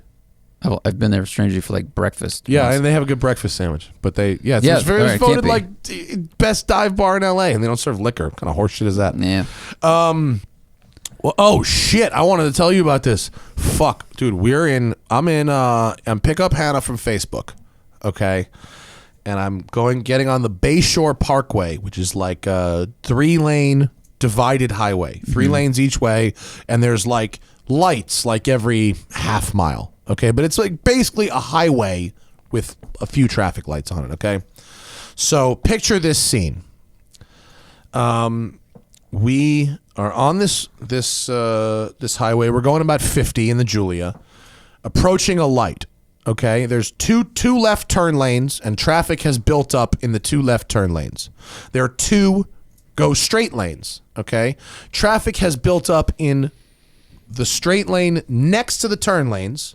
So the 3 of the 4 lanes have traffic. The rightmost lane is wide open. Okay, as we approach the light, I move to the right lane, and I don't even really have to slow down.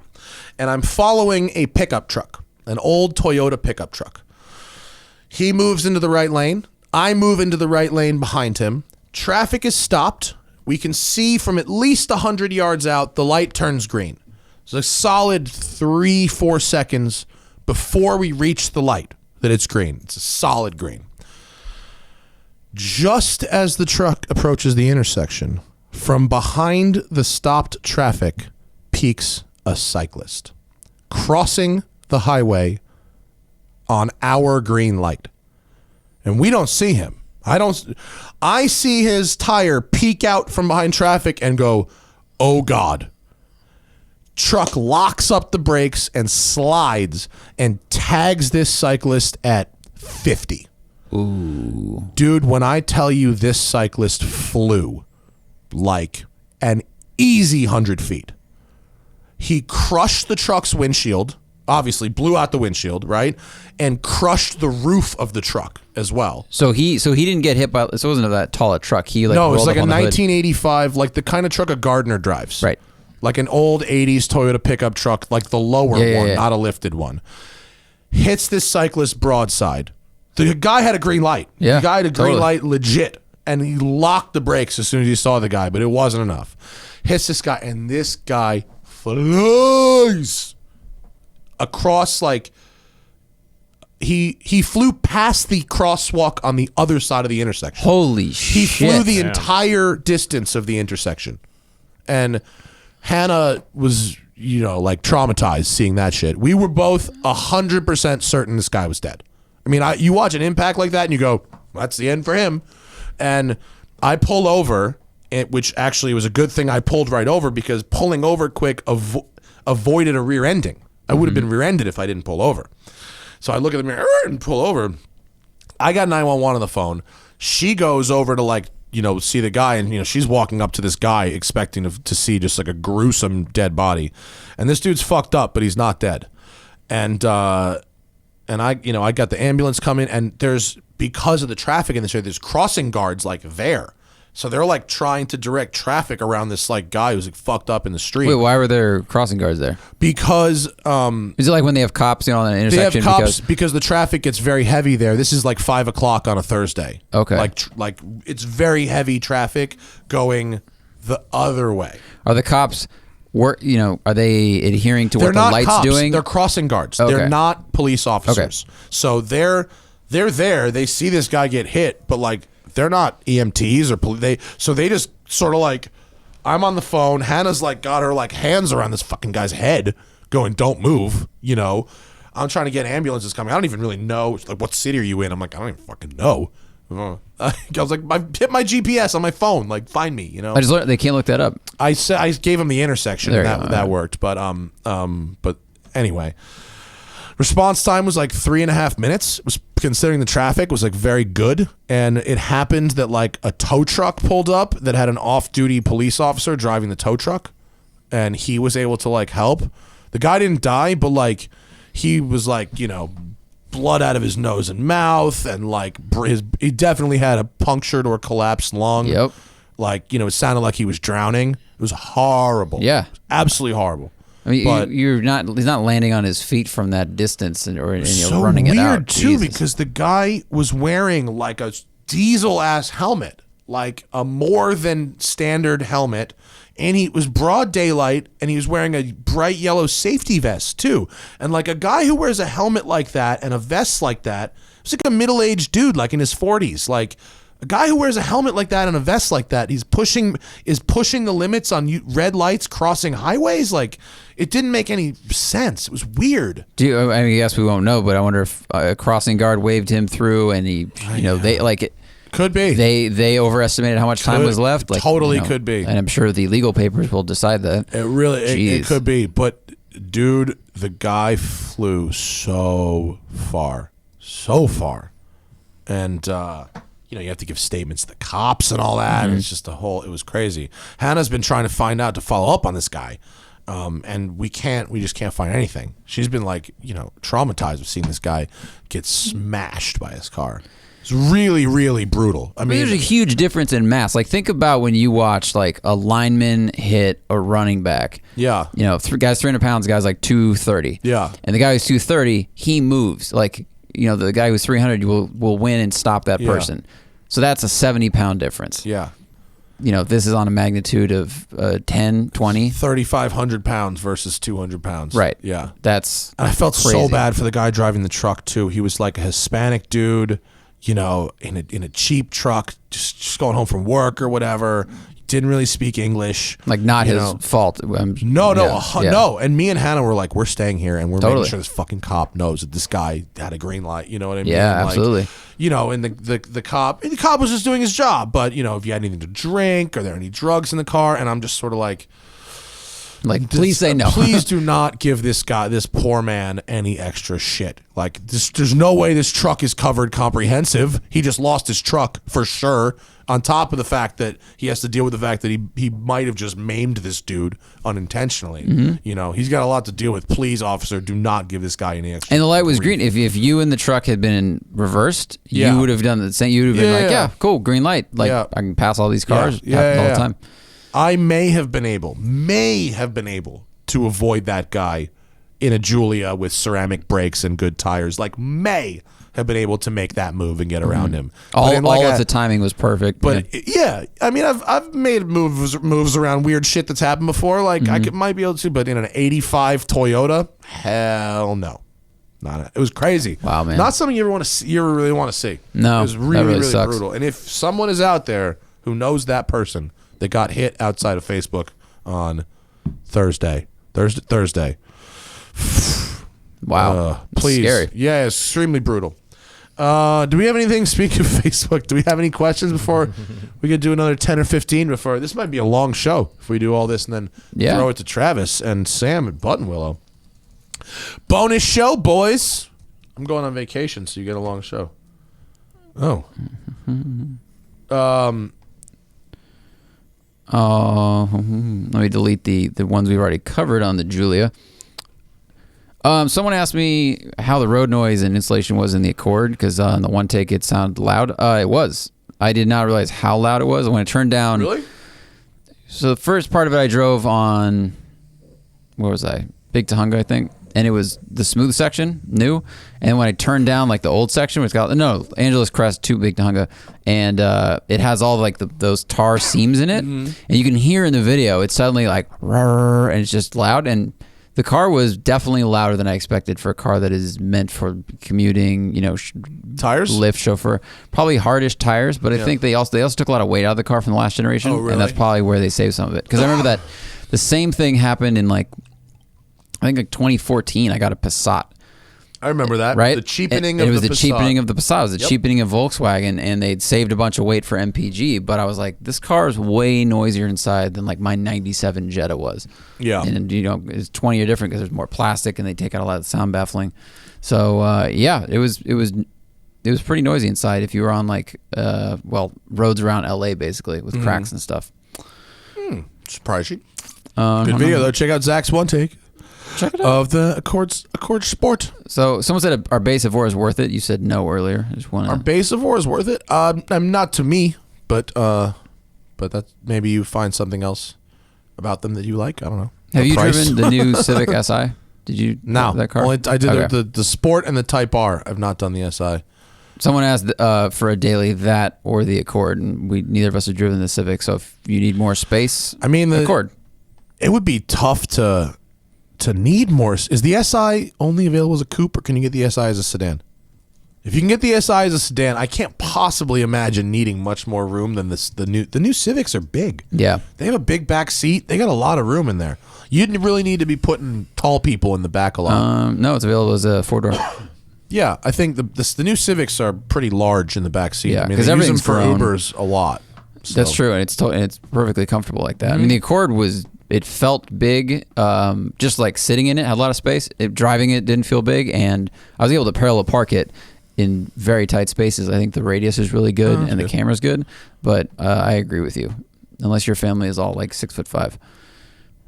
Is an Evora 410 worth getting over a GTR? Nissan GTR? Nissan GTRs have very specific strengths. Mainly, like, you can build them to make huge power, and they can be cool drag cars, and they can be very fast track cars. I think if you are not doing one of those two things, the 410 is more fun to drive in every other circumstance. And maybe even more fun to drive on a racetrack as well, if not quite as fast. And it is very fast. I think they run great numbers on tracks. I don't know what they are, but I think they actually are very fast on the track. So like a GTR is a very digital experience, especially now because it feels so kind of old and clunky. And an Evora is a very analog experience. So there's your differences. What kind of experience you're looking for? What is the road noise like in the Evora? It wasn't anything that I considered. Okay. I mean, the car had Super Sports on it, Pilot Super Sports, which I found interesting because I would have thought maybe it would have PS4S's on it because it's a new car, but I know for a fact that there is an overlap in PS4S and Super Sport production in 2018 because they're transitioning over, like kind of one size at a time. It's a much more complicated process to change a new tire than I thought it was. We learned a lot of crap at the Michelin launch, but yeah, they're Super Sports, which are not loud tires. So Okay. I found it to be nice and refined. Because I mean, the GTR we had a little while ago as a highway cruiser, as long as you're on smooth tarmac, it looks like it would be quieter than the Evora because it has like more weight. Like the seats are thicker, they're big. There was like remember the red leather, like it's it's a comfy. It's like a GT cockpit. Yeah, the Evora it's very aerodynamic. And it's light. A light car without as much weight on its tires won't create as much road noise as well, and there's not as much air noise going around it. I mean, I definitely found that when I had the car in sport mode, the exhaust was the dominant sound as compared to just road noise. Although I think when I did the video, which you edited on Lake Hughes Road, which is kind of a rough road, that comes through louder in the video than it is in real life. So I went up there with my car and hung out with you guys, and taking one of those lefts, the last time I drove that road was in the 670 LT. Yeah. And I remember at the time going, wow, the suspension's amazing because this road feels smooth and it's not. And that was highlighted when I drove it in my car, which is not stiff at all. But just the fact that the dampening on that car, on the McLaren, was so good. Yeah. And basically made that thing feel like pretty glassy. Yeah. And then in my car, it was like, yeah. That was the Evora crazy. does a good job of sorting it out too. It doesn't really affect the dynamics of the car. And there's a few places in the video where I highlight specific large bumps that don't upset the car, but it comes through in the video more than it is in real life. Yeah. Any racing on the schedule? Are you gonna do AER this year? Yeah, AER. A couple races over the summer, but I don't remember which ones yet. Cool. I'm looking to try and do new tracks. So I've enjoyed the experience of using an AER race to learn a new track. So I raced at Mid-Ohio, I raced at NJMP, I raced at Road Atlanta, and those were all firsts. So that was nice. So I want to see what other tracks they have on the schedule this year that I can race for the first time. Nice. Yeah. Jack was just out at the crib. We were talking about racing this year, although I think we're looking at a wedding date that is during the Mid-Ohio race weekend this year. So have your wedding in Ohio. At Mid-Ohio. At Mid-Ohio. I mean, it's a great place to do it, I'm sure. The guests will be there. Some of which you won't know. Everyone just have racing suits on. Mm-hmm. It'll be the smelliest wedding ever. These gross wedding. I want to do a chump race this year. My goal is to do one. Yeah. I don't care where. Just want to do you one. Should. You can probably come do AER with us if you want. It's roughly the same thing. I mean, I know we've talked about this exactly before. I want to do chump before I do AER. No, the cars are a little dinged up already in chump. Right. and the people on your team in AER are very good. Very good. Yeah. I would be. I'm the slowest guy on my team, unfortunately. Not if I show up. Good inspiration. Maybe I should go and make it look good. Yes. We could probably get you a seat if you want to drive for sure. No, Other people have come in that I'm the slowest regular, but there's other people that have come in that are definitely slow. Never to be invited back again. They get one shot. Yeah, exactly. All right, cool. So stick around. We are going to throw you guys to the control room at Buttonwillow from, 3 or 4 weeks ago, actually, where we had just done a track day with the wide body Hellcat, and we were joined by Travis Okulski and Sam Smith of Road and Track, who had just been driving vintage cars, race cars at Buttonwillow all day, and that'll be fun. So stick around, and thanks for listening, and I'll see y'all later. Hey everyone, just a quick note on the audio for the second half of this podcast. This was recorded on a Yeti omnidirectional microphone in the middle of a room at a rectangular table. So the distance of some of the people to the microphone is shorter than others. So the volume may vary a little bit. We tried to work our best magic on this, but we do apologize for the variation in volume. The compressor and limiter just can't quite keep up with the swings in energy and boisterousness Enjoy. Don't get any of these references. You've never seen Fear of a Black Hat? Sam Smith of Road and Track magazine. This is a show now. I've also never seen Travis Godfather. Okulski of Road and Track. Oh wait, magazine. we're live now. Now we are. Oh. You're looking at now, sir. That's terrifying. I've also never seen The Godfather. You haven't? I've never seen Godfather 2 or 3. That doesn't count. But welcome to Buttonwillow. Oh, Efran. Efran's here too. How's the, I have a meeting in here at 6. okay, cool. How's the time on your Weiss watch, Efran? Standard issue. Smoke There Guitar are 3 podcast. fucking Weiss watches in this room. I know. Not one of them is on my arm. We rep bringing here. the I'll market fix that value for you, down. sir. Cameron Weiss, I love you and I want your shit, but I'm too Here you poor. go. Welcome to this part of the show. How are you, everybody? What's happening? Someone burped and now it smells like a barbecue joint. I know. That's Better the than problem with armpit recording that it. smelled like before. Never go to Buttonwillow and hold it. We are in the Anything timing in the tower armpit. race at Buttonwillow after a day of spinning off track, beating me, and driving things. It wasn't a day What's of happening? spinning off track. Efran is. I wonder if you're in the video, Efran. You can back peek of his in head now. probably The is. back of your head probably is. Your beer probably almost not. certainly is. Well, good. But It was like I was never here. no, but now Slide. we're Should doing a thing. press. Now this is a show, Now we gotta move over. right? It's now we have a. It's a half a show anyway. There you go. So I think it's going well so far. Do you want to start it again? No, Okay. we can. Can I make this more of a disaster for you? Did you Yes, know that I'm instead sure of you wearing could. a watch, you could just carry a phone? Yes, but then what I do. but no But one's here's- impressed with an iPhone. I will tell you this: when I got my job, JF said you should get a can watch, and I keep better you time on productions because I look at my wrist versus taking your phone out. Who's burping up hot dogs? Not me. I ate a hot didn't dog, eat but a I hot haven't dog. burped. See, my problem is my wrist is shaped like bad, so I can't actually see a watch It's when I put hard. it on. But this is gorgeous. Your wrist is shaped. Life bad. is too easy. Oh, your wrist if you know points. that your wrist This Away is a from Sam you? Smith problem. Yeah. That's gorgeous. What color? That's French blue. Something. That's something? Bugatti Racing, French Racing Blue. fuck you. I know. Jesus. Well, there's only one of these. You can't have this one. Sorry. What's happening, boys? Just driving race cars. Hi, Matt. Hi, guys. Hi. Co-workers. What's up, Travis? right. Cheers for Yes. giving me a job. Thank you. No, anytime. I didn't have a job. To quote Patrice O'Neill, you needed a job. Have you heard Elephant in the Room? It's one of the great stand-up routines of all time. Patrice O'Neill, Let's R.I.P. just accept that I'm not going to get any of your Why are references you ever. both still in Because your you're- driver's suits? We were Because told we're to race stay in our drivers. driver's suits because that makes it look racing, but then the camera is not going to show our lower half It's of our not, body. but it can. screwdrivers. It can smell hot dog flavored breath. If you went to the Here, what if I bar, did this though? Okay, It's there we go. not. It's not Starbucks at 7 a.m. Saturday morning. You don't need to wear your driver's suits. Are you guys like? All right, let's say we're doing a 24-hour race, right? Let's say we enter an AER race, but it's a full 24, right? Do you keep your racing suit on the whole time, or do you take it off after you stand? What's your strategy? Fuck no, it gets all stinky and then it smells and it never dries out and then you're just like stewing in your own underwear jizz for days. Chris Harris had the best strategy ever at VIR 24. Did he though? Ah, nice name drop. Yes, he did. How did Chris Harris feel about You know it? what he? Listen, listen. wait. You want to learn something? Did he do some skids? his dick tastes amazing. He brought Name drop. skids? Three His suits. dick tastes amazing. 3 suits.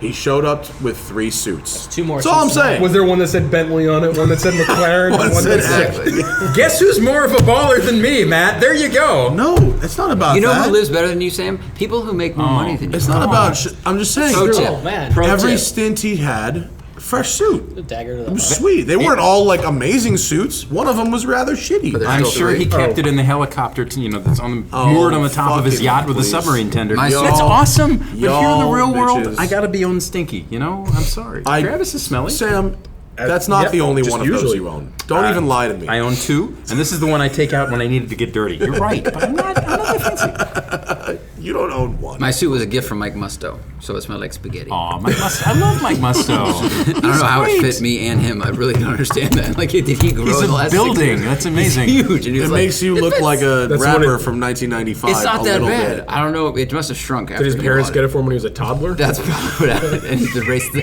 it's for you. Is it Snell 1985? Yeah, it's flannel. It's made of flannel. It's cotton, so it won't burn that fast. Those are pajamas. They're It just was pajamas. it was Pajamas. Burt Monroe's actual Indian writing. It's a Yankees uniform. Look at is what you it with is. the reference. I dropped a reference. This is a good movie. I saw I that interviewed movie. that I guy, have Roger not- Donaldson, who made The World's Fastest Indian and who was like homies with Burt Monroe, and I didn't know any of that before the You're such a dick. What movie? Remember when you just asked me when you stopped being bad at this? It wasn't then. I asked Matt when he figured out how to not be bad at podcasts, and he was like, "Well, I'm still terrible." Still terrible. Yeah. 100% still terrible. Yeah, the It's secrets hard. of the It's business. very hard to be not bad. Well, look Like, at Travis. we're Travis just- is good. At what? Yeah. Then how come you have more bracelets than him? Well, I mean, Yeah, why do you have two? Why do you have 2 bracelets? Pay no attention. Is that from the last I'm track covering day? Are them you up, that- people in Radio Do you Land. wear a track day bracelet I got until this your one in next Mid track? Ohio. You're trying to get laid. This means I'm the king of Powell, Ohio. No, to quote our good friend Jack Baruth, I get these because they give them to me. That's hilarious. One of them was because I entered Buttonwillow and paid money last night at 2 in the morning when we rolled in after reassembling the car, and the other one was to drive today. Wow. Oh yeah, they Wait. didn't give me one because I told them I'd only be here today. You have one though. This is his. You have that neat watch, though. Don't say, trade you a don't bracelet. say that on the record. Why does everyone I want need that the car? shots. satire. No, allegedly, I needed the shots. You hired me as a photographer. Well, no, you're so- thinking. Didn't But- you major in photography? Yeah, That's why. 15 years ago. They still had. They had cameras then. They got cameras now. you How got- much you could they light have the changed? candle. and you Homie, I take these kid you photos. not, I majored in photography shooting on negatives that were this big. And I'm Wait, we shot on like 8x10 yeah, sheet film? bellows in a hood. What the fuck? When was this? 1840? You take photos in a barn. Dude, I shot architecture and landscape. It's amazing. Stand still for 20 What minutes the while I fuck get were you this gonna do going. with that? How was As the I first learned, 8500? absolutely nothing. Except now your degree has finally become now, worthwhile. Now, Mom, Slow burn. my degree is worthwhile. Finally, You played the long game. I did the very Very long long. No, because so our photographer came down with the sickness. He was down with the sickness. Oh today. no! You have to I- throw him I under am the as bus. well. Who was it? Terrible No, reference. don't throw him under the Who bus. was it? He's a good man. He was just sick. That was was a sick. Slipknot reference. So I got it. Wait, I'm no, embarrassed that I got Down it. with the sickness is not Slipknot. Get up, get down. Down with the sickness is Disturbed. They look the no, same. Disturbed. Sound the That's the same. guy with the low voice. Pretty sure it's Disturbed. Let's go to the videotape. Down with the sickness is Disturbed for the record. I think you're right. But Efren is Oh, I know my I think- early I think- 2000s new metal. Wait, I was thinking of Stained. Stain. But I'm on the outside. I look like that Aaron Lewis. Is it Disturbed? Thank you. Thank you. Which one? Is the singer in that band dead? No, Wayne Static. Static X was kind of like Disturbed, but not as big. and I know he died. none of these references. You have probably How better old taste are in you? music. Real question. No. 12. You don't know these references, but you show up. 24. What's the right answer here? None of those. I The don't- other. We How don't old do you believe think I am? Oh, don't play that game. 41. What the fuck? Really? Jesus, I need to grow No, more you're hair. 37.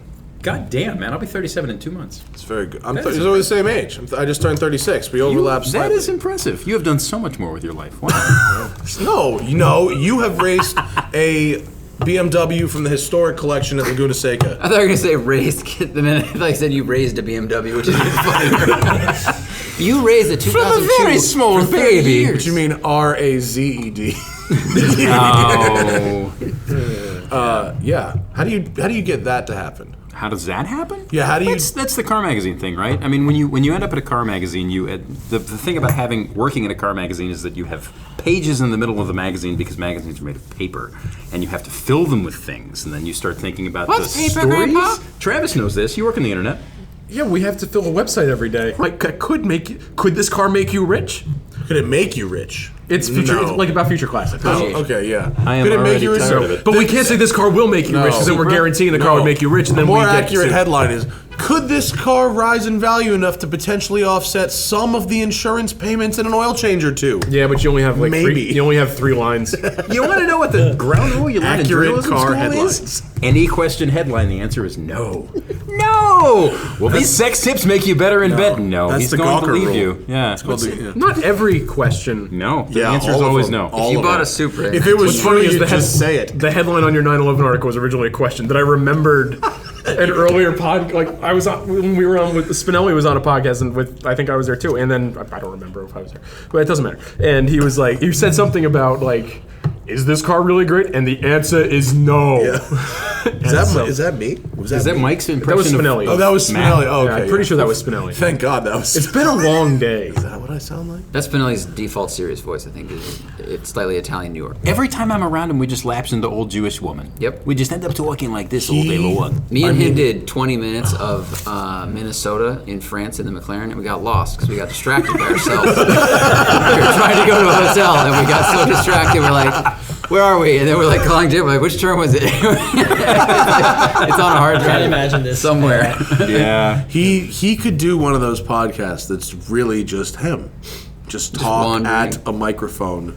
He can make his own cereal. All he would have to do, if he had a microphone and then a television on mute, and all he had to do, his whole job, was to dictate what was going on in the voice he thinks they Look sound. at this guy. Look at that guy. He's great. It's the best. So, I mean, we're at a racetrack. Sure. Should we talk? None of us want to talk about cars. No, because we just spent the entire day in a car.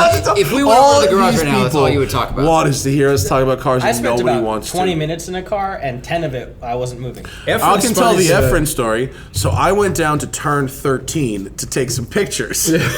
And I gave Efran allegedly my driver wristband so he could drive his own car because Sam and Travis were driving the other two cars that needed to be driven while I was taking pictures.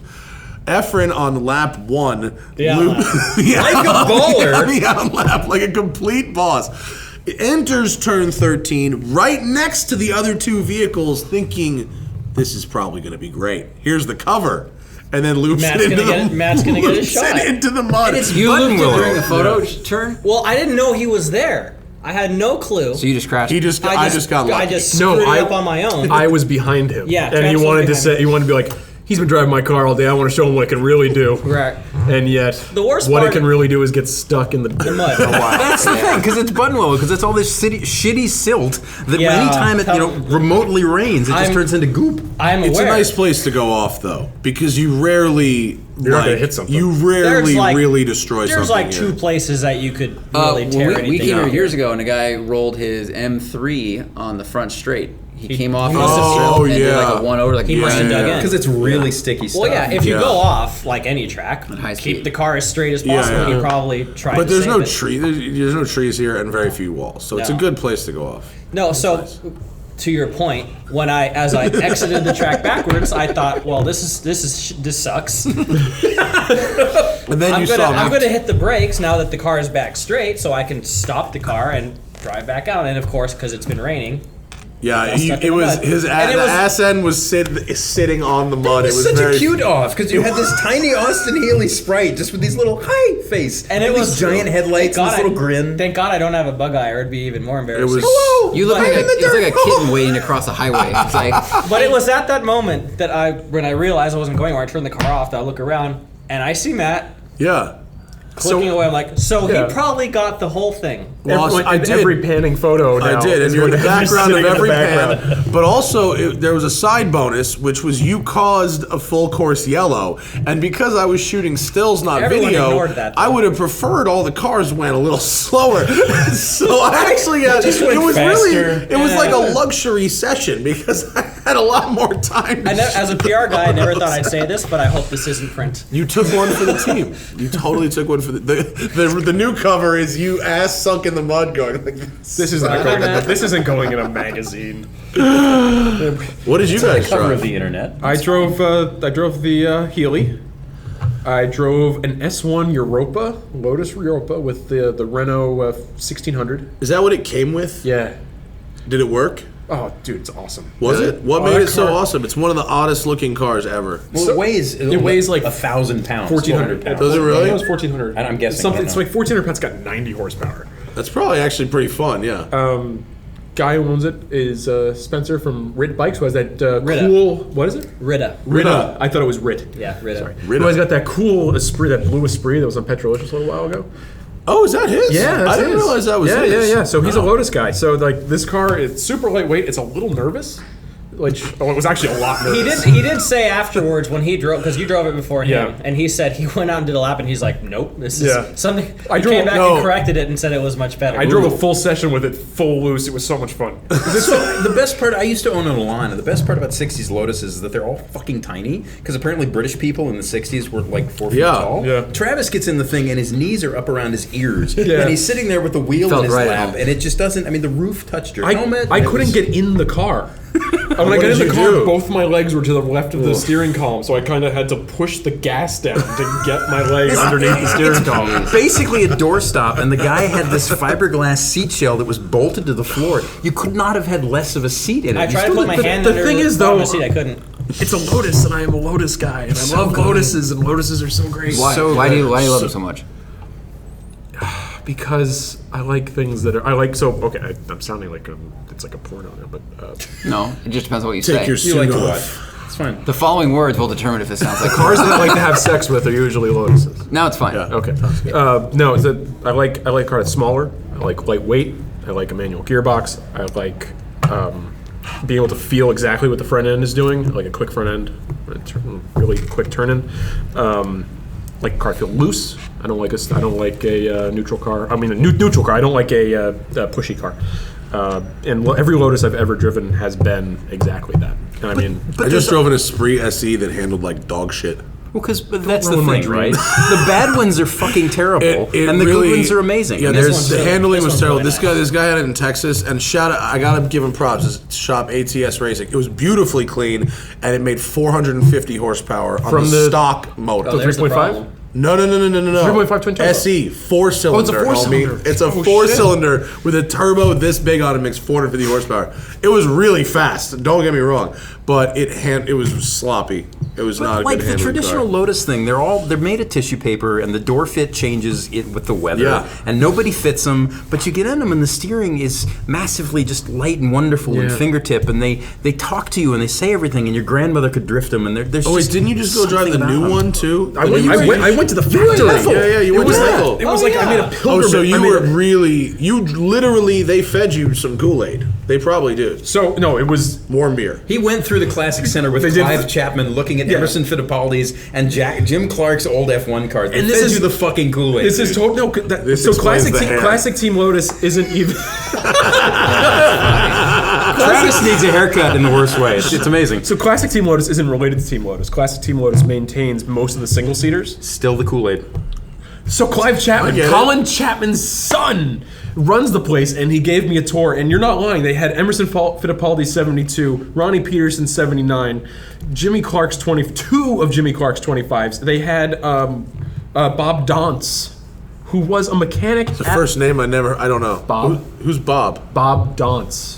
Who the fuck? Who's Who's Bob? Bob Dance. He was Who's one of the Bob original Dance? 60s mechanics. He's He's still he in the was a company. mechanic. He's restoring he was cars he Jim built. Clark's Wow. lead Oh, wow, mechanic cool. in the 60s and is still a mechanic with Lotus today. That's a level of nerddom. It that was- The most thing you people have to would- remember he is was that there. He met the guy, and then he did all the things. And I went to the factory, did a factory tour. I met Jean-Marc Gales, who I now will take a bullet for. As Really? yeah, it's what Jack. I was texting Jack. Don't Baruch. tell Jack that. No, Jack's the one who said you go in there thinking it's going to be nothing, then you leave wanting to take a bullet for Jean-Marc, and I agree. I will take a bullet. Oh, that's for true. He Jean-Marc. came back from that drive like that too. So it was the Evora GT430 and the Exige Cup 430. They had one day of me driving. It was November. It was like 40 degrees. It was fucking freezing. And we do a road drive in the Evora, and then we get to their test track, and they're like, which, by the way, is an old RAF airfield that has not changed since the 60s. no, it has changed. is It's grass an growing FIA through it? No, it's an FIA certified track now. They did a No whole new track. shit. One of the good things Danny Bahar did was they made that track while he was there. That's almost a little disappointing, but also awesome. I know you hate to give him any credit at all for anything. Well, the other thing that he did was he decided to build a new assembly line. They still haven't finished it, and it's sitting over there. And because they decided that they don't need it after he left. Oh, that's right, because he also did that show. What was it? The stand at the Paris Auto Show where they had Six cars. Sharon Stone, all and one of the fleet Baldwin new brothers. cars. It was the bad Baldwin. That's Billy or Billy. Steven? I think it was- no, not Steven. Nobody wants Steven. But it was anyway. It was like 40 degrees in November. It was raining, and it was the track was soaking wet. And they're just like, all right, go. At press events, it's normally like, Yeah. you'll do a lap, lead follow, come in, or pit in, pit out every time, or you do 3 laps and that's it. 45 minutes later, I came into the pits, and they had the Exige waiting for me. And they're like, all right, you can drive this now. So I went out in the Exige for a few minutes, and it started raining really hard. So I was like, all right, we'll get lunch, and then we'll go drive on the roads. And then I went back, and they came back to the track, and the track was drying, and I got another hour in the car. Well, this is what everyone says when Mark Baruth went to drive the, I guess it was Evora 400 or Evora Gingerman. 410 or something at Gingerman. They said, they stayed in the same shithole hotel I stay in when I go to Gingerman, and they had Jimmy John sandwiches, and everybody got an hour and a half of track time, and it was the most perfect press launch Take ever. the hour and a half. Yeah. It was so It's great. all any of us want. Like you go around, like they took me to Ketteringham Hall, which is where Team Lotus was based. It's this old castle. Fuck you. This sounds amazing. And then when I was I have your job, and this sounds amazing. And then when I was leaving there, the guys, the PR guy, because I asked about it, because I'm a geek about this. Really? Shit. I've read the Lotus book What, 6 you're a times. nerd? Yeah, shut I didn't know. I should give Anywho, him the Back to so- the Future book. And you to went to start on. Sable No, so we're leaving the Team Lotus thing, and he's like, I have one more thing to show you. Do you want to see it? I'm like, sure. So we drive over to this cemetery, and then he he showed me unzips his my pants. penis. No, my penis. No, we went to Colin Chapman's grave. And then you said to his Oh dick, my "Oh, God! it's easy." Seriously, that's worse. Wait, whoa. Back up. You went to Colin Chapman's grave? Yeah. Did you leave To a do flower? what? Piss on it? I wanted to see it. Really? Yeah, I saw Was it. it cool? It says ACBC on it. He died of heart failure in 1982. Did he give you a load of shovel? I mean, how far did this go? It's very light, but breaks a lot. It doesn't actually shovel dirt, but it looks very pretty. It was made by someone else, then badged Lotus. You have 45 minutes. Yes. This is a Plymouth shovel by Lotus. But they also took me on a tour of Norwich, which is the town where they are. And the best part of that was that in the 70s, when F1 drivers would come over, Mario, Emo, any of those guys, there was one restaurant in Norwich they go to, Captain America's Hamburger Heaven, is the restaurant, and it's still there. And it was the cool restaurant in the town. How was the burger? We didn't go there. Everywhere else. We got fish and chips, and I had a steak and ale pie the night before, the local place that has front ends of F1 cars hanging on the walls. Listen, and after all everything. that, the fact that you didn't get the burger, it kind of ruins. What? Yeah. In the future, you got the burger. I gotta go It back. was- Slide. It was eh. Yeah. No, now I'm going back. Slide. Just say you had the You fucking followed burger. their life literally from beginning mechanic to death, and then you missed out on the meal. No, I know meal. that with car companies that come from sheds, though, that happens to you. You drink the Kool-Aid. I went to Morgan. Have you been to Morgan ever? No. Fucking Morgan's factory is hilarious. It is built on the side of a hill. And that way, they push the cars from station to station downhill. It makes their life a little easier. I swear to God. Please tell me it's just a bunch of elves in a tiny fucking building.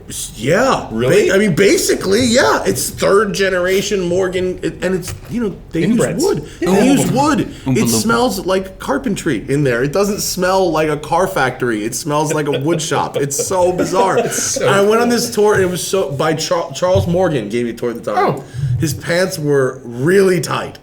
Really uncomfortably tight. Sounds like a weird comment, but I posted that video on Drive, and I was like, 1, 2, yep, they're both there. The light gray, thin pants, very tight. And you go and you see the thing, and by the end of it, you go, what can I give you money for around Yeah. here? What are you selling? I don't have money for. I bought a 500-pound, not weight in British pounds, $500 What's that? shearling fucking $17,000? coat that says Morgan on it. Well, because you want them to survive. Yeah. It's that weird I just cottage was like- British thing where they, Yeah. against all odds, they're still there. Just give Still you money making for anything. Yeah. I've worn the coat 0 times. But I bet it looks baller. It's so dope. I've never worn it. It Is it- hangs in the Does closet. it make you look like a World War I fighter pilot? Yes. I like how it was World War I, not 2. Not 2. Not 2. One means you're just a little bit more of landed gentry. You're a little bit more of a baron. I will find you have oil lamps. sooner or later. I'm just gonna have to force myself to buy one of those cars that just doesn't have a roof. Just some a Sunbeam Tiger or something with no roof. That's so I can wear the fucking or a Morgan maybe. Or maybe a Morgan. Maybe a Morgan. That might make But the more. problem is, the problem with the jacket is it's so if I put it on, I can't fit in a Morgan. Why don't you just go outside when it's cold? That's what you need to do. That's the easier solution. that Go anywhere where it snows. You're like, dude, just use what it like a car? jacket? No, bro. The problem- it's Which never jacket cold should I enough to bring to this wear. cold place? That's some cosplay shit. It's so big, you have to pack it its own suitcase. It's the biggest, bulkiest shoe. You can't take it it somewhere. It's a separate checked bag. You need it for Halloween next year. You need to play Babe Ruth going to a game in a cold climate and just wear that jacket and go in with a cigar, and then you got it. Dude. But you want to give them money. It's probably the same thing at Lotus. I want a Lotus. I'm so How so dope is envious, you asshole. the newest Evoras are? Oh, The GT430 is a massive step from the Evora 400. I drove the 400 and I'm getting the 410 in They like told a me couple that weeks. they're sending you the press car. Yeah. Because that's the thing, because Lotus has one press car. Globally. That's it. What's amazing One is press car. but they're giving you the Sport I want 410. They that just guy's car. replaced the That's Sport easy. 410 yesterday. Perfect timing. No, but they're giving you a Sport 410 because they already built it. They're replacing it with the GT410 Sport. Oh my Which god. is it's a GT430 Sport with the 410 drivetrain. So all press cars are one generation it behind. seems like it. What I don't understand, so like Jack went over and he ended up with the green 410? What the fuck was it? No, he drove. Yeah. Yeah. But they 410. painted, Yeah. Did they paint that thing specially for him? They'll do that? They'll do that. Yeah, they press do car? that. So like if we What? wanted They a did it, Viper yeah. green something for Peacoty, they already asked about it. Yeah. Because Jack's whole thing is the shit. The green. stuff is bullshit lime green because he had an Audi S5 Right. lime green and he wants a Viper. And You know how whatever. mad it makes me that he made a profit on that car? It makes me so mad. Well, That's an interesting feeling, Matt. I don't know if I can get behind that. so I talked. But the point is, it was green. He had a green press car because they knew he liked green, or he asked for it. No, so I talked to Jean-Marc. Who you would take a bullet for? Yeah, I would. Whom you would take a bullet for? If It's grammar. Grammar's important. I'd catch a grenade for him. Really? Would I don't know. I think that's that's- a bus for him. There's degrees of this. I think that sounds like a terrible way to die. Well, so Bus? like catching a grenade sounds amazing. Would you let someone cut your heart out with a spoon? Because that would take a while. It like wouldn't Indiana be over Jones quick. with it? But like one of those pineapple spoons, they have like the ridges on the end. No, that's a grapefruit spoon. That's a grapefruit spoon, not a pineapple spoon. What the fuck do you use a spoon on? Are you even a journalist? Jesus Christ. Well, you don't know how the pineapples work, do you? Look, I said the wrong God. fruit, okay? I've made a pineapple bowl before. I made a pineapple bowl to put pineapple salsa in. It was Yeah. cool. You don't need a special. scooped That's it out. special spoon. Okay, Great. You All passed right, the well, identity when test. you're eating You are grapefruit, Matt you use your Farah. special spoon, Thank then you. you No, cut someone's use heart a, out with use a it. knife and a spoon. You have been verified as Matt Farah. That's awesome. What if someone Wait. made a utensil that was all three in one? I think I had dinner at your old house once spork where with there a was knife on it. pineapple salsa. Yeah, They for do that sure. for Yeah. camping. There's a spork knife? Like camping Yeah. equipment has a spork that Like has a a like a knife in Nork. it. How How did you say it? I'm trying to No, keep but my the own. one edge of the spork is sport knife? sharpened, so you can cut with it. Really? I am And then not you making put it in this your up. mouth. But then how do you eat? Well, you don't Carefully. cut yourself. Because a spoon, like if you're eating cereal, right, you're scooping it up and you're cutting your lip off. You don't. You don't eat cereal pantomiming with a cutting his spork. lip off now. You There's can't a do camera cereal. right No, there. he just they said know. if the knife is on the other side and the eating implement is on one side, you don't eat with the knife side.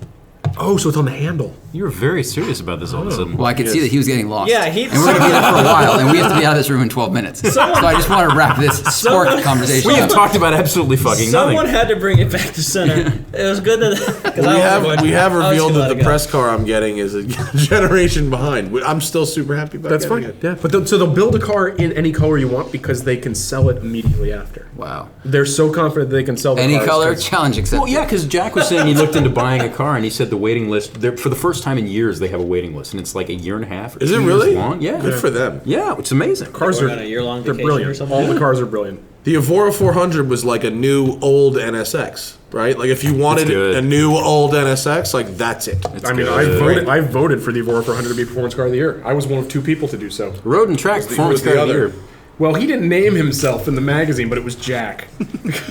Well, there It's was like not. Okulski voted for it. There was but not he- one. Well, you guys didn't have one at NCM, right? Not this year, last year. Oh, last year. Okay. Yeah, or not for this Peacoty, the last Peacoty. We had Okay. one. Yeah, it was brilliant. P. Cody just rolls off the tongue like It's really a. Oh, it's a Okay. brilliant acronym. syrup on a bed of butter.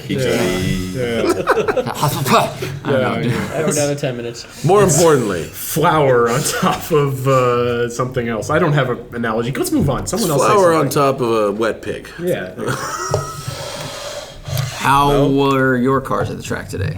Oh Well, so we don't have that much time. We could talk more about how Efran put a car in the dirt. We already did No, that. we covered that. So I You talk about how Sam mobbed on me, and I was in a Hellcat, and he was in a 35-year-old BMW, so much motor, so much motor. and no tires or You brakes. forget until you're in a 30-year-old shitbox with like 210 horse. What does that shitbox weigh?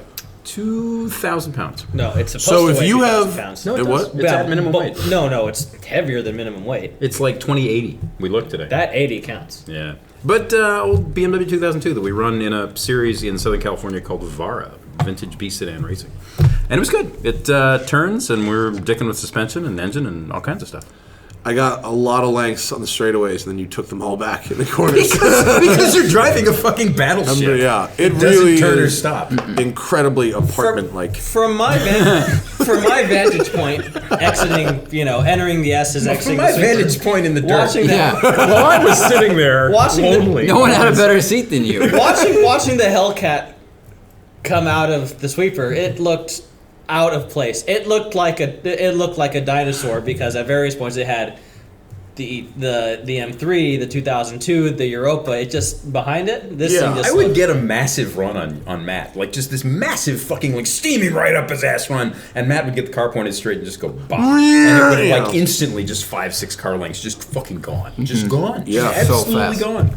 So All the fast. motor in the world. Imagine if you put race tires on it. Oh, if it had real tires, it would go. It has P0s, which I guess Which are are fine, for the but- street, yeah. but for the track, like if you put Cup 2s on that thing, it might actually handle for 10 minutes. I want to drive a Hellcat with all the weight taken out of it and a giant roll cage and like It'd be real so race tires. and spring awesome.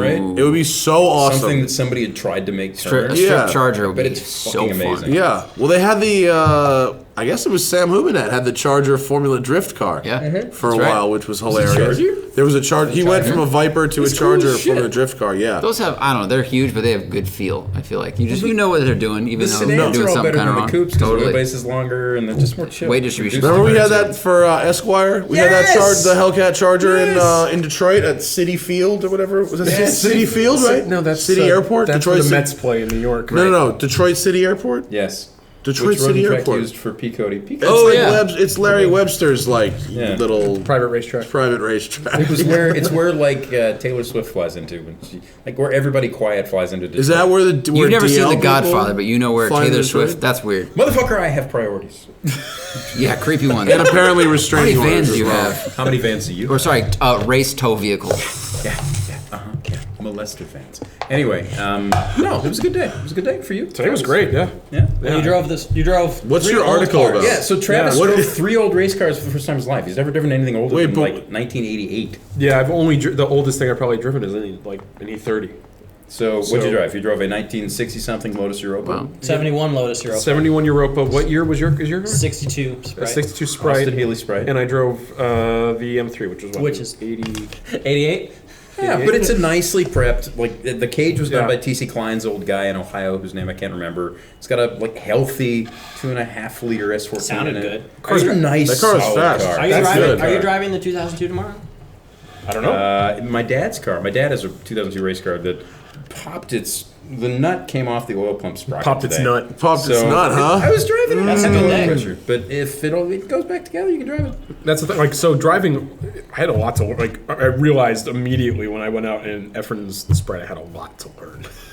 Well, because Like? the Sprite is the Well, size so of this do I, table. apparently. Well, I've never driven is a the right-hand size of drive manual Oh, car. Ever. Oh, it's Well, fun. Oh, But it it's was, also- it it's was got- confusing. It's got a stick axle that's like 4 inches long. It's got a tiny little motor that might blow up. At And any moment. it doesn't. It's not on modern tires. On bias ply tires. It's got lever arm shocks. Is that a It's- requirement? Bias ply tires? It's not a requirement. You can have. You can put radials. voluntarily They put work bias? better. Really? They work better on bias Yeah, plies. because we've talked about this a bunch. Really? You can put radials on a specific Sprite. You can put radials on the Sprite. One of the guys out here has done that.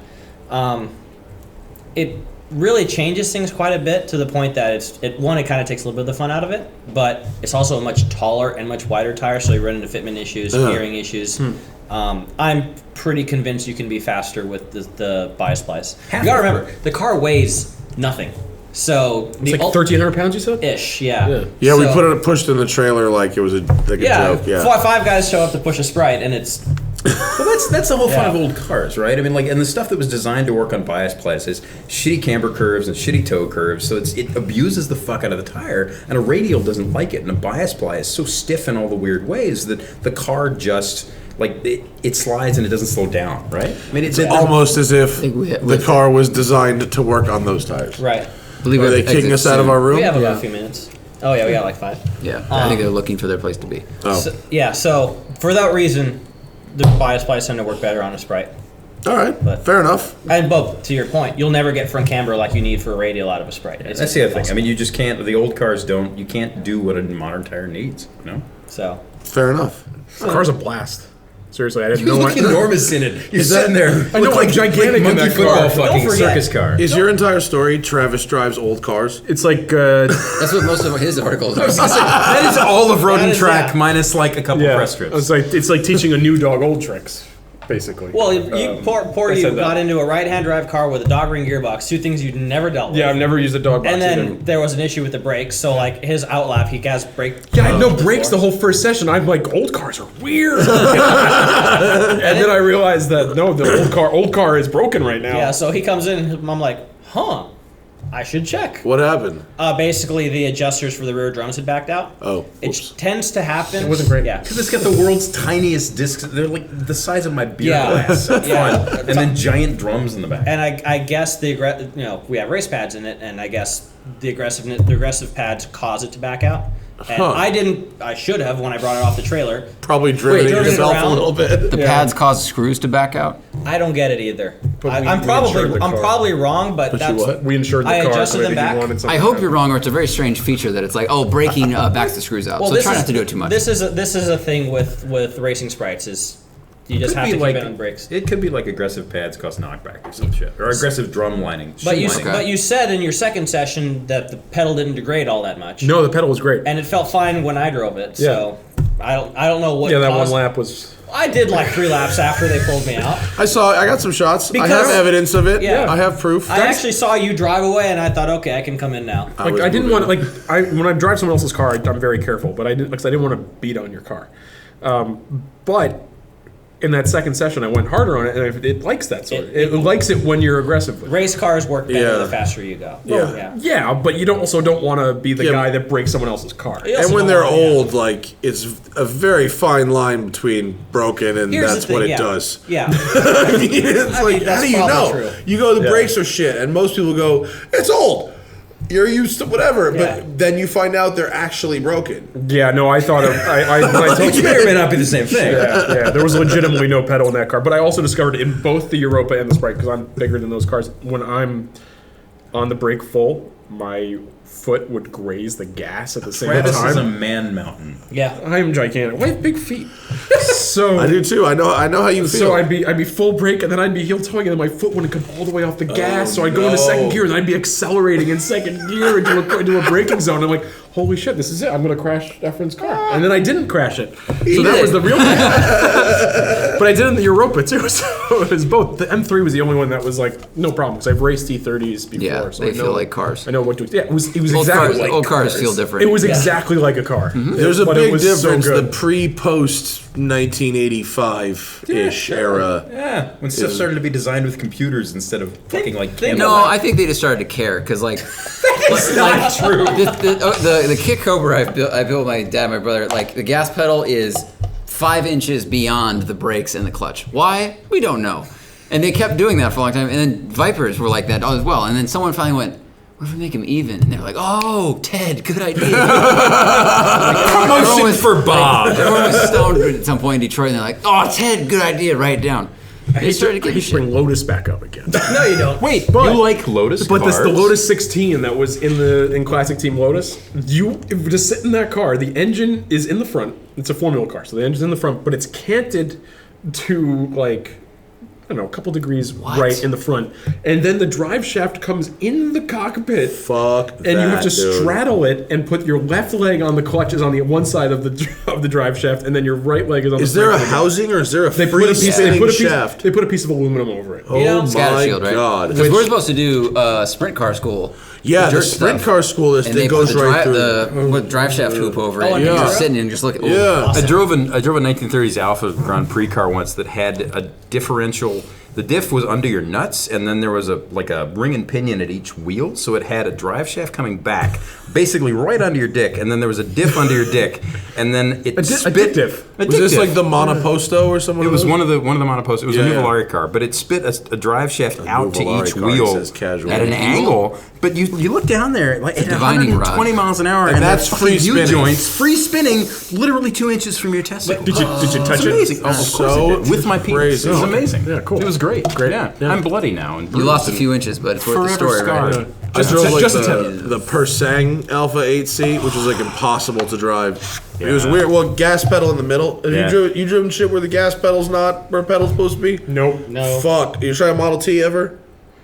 Yeah, totally. Yeah. Model T's are impossible. For riding. You ever try a Model T? No. Oh, He's- dude, no, it's yeah, you- so hard. He's got 4 of them. It's fine. Model I T's drove yours. Model Oh, T's he are bought one to super go with his hard. jacket. But the 8C, you try to go fast, but the gas pedal's in the an middle and the ex-cop brakes car. on the right. It fucks you up. I think my experience ends when wheels were made of wood and the pedals weren't in the right order. I don't think that's what I want. But that's what makes old shit great, is because there was a period where, like, if you wanted to build a car and you wanted it to be like what Bob thinks a car should be, Bob's car could be really fucked up and they'd still sell it. Yeah. Now the government says, no, it has to be this and this and this and this and this. That's why all cars are the same. But yeah, if you want to appreciate the 88 Camry, go drive a Model T and see where shit could have gone. You know? Like, That is the you fun might thing have about had walking. a throttle here and a brake here. And When you got to adjust the your points, cock you is know, the that's As you drive, ridiculous. yeah. You got to adjust the points as you drive and and like the air fuel. Got That's too much crazy. slip. Please help. All right, they're gonna kick us out. It's 6 o'clock. That was a little segment though. Good that night was a from thing we Buttonwillow. did. Yeah. We talked was- about cars for at least a minute. There was some So we there was a did minute of talk cars about in there. some cars. What, are and you guys very racing few this dicks. weekend, or are you guys not just This is no, it's This is just it's test. racing school. racing school? Yeah, the club does a racing school once a year. Racing so. school old cars. We help people Cool. drive with people. Travis is going to drive some more old cars. I'm just here for a story for the magazine. I'm going to the Detroit Auto Show. Cool. Ooh boy, have fun with that. No, thank you. It's very cold in Detroit now. How cold is it in Detroit right now? Oh my God, it's how cold is it? Was so that Rodney cold. Dangerfield? I don't know. No, I'm going home to think Southern he's serious. California. Oh, you're just- No, it's So you just- literally you just wanna know. it's 0. It's Gross. going. The high from when we're going to be there is 20. 20 what degrees? Yeah. Gross. 20. What Also- other what other I don't know, because 20 20 feet above sea level. That's the high. I'm from Southern California. 20 relating to temperature like But you got 20 maybe women. Celsius. Have you ever been out of Southern California? I've been to wherever IMSA races are. So you've been to Canada. Yeah, well, we It go gets there. cold there. Dude, In go there the in summer. July. Daytona was 35 degrees last week. I'm a PR guy. I stayed inside. I drank hot cocoa. Like I'm You not sound like going a outside. dick. Yeah, you do. A little bit. That's true. Okay, yeah, Touche. that makes sense. Touche. know Travis myself. Okulski, Sam Smith, Efran Olivares, Zach Ladman. I don't know why I had to add Zach there, but here he is. I'm always here. He's always here. Thanks, guys. That was a show. Oh God, for having us. He went overtime with his beer and Now spun we off can cut it. in the last second. All right. See ya. I better change this for.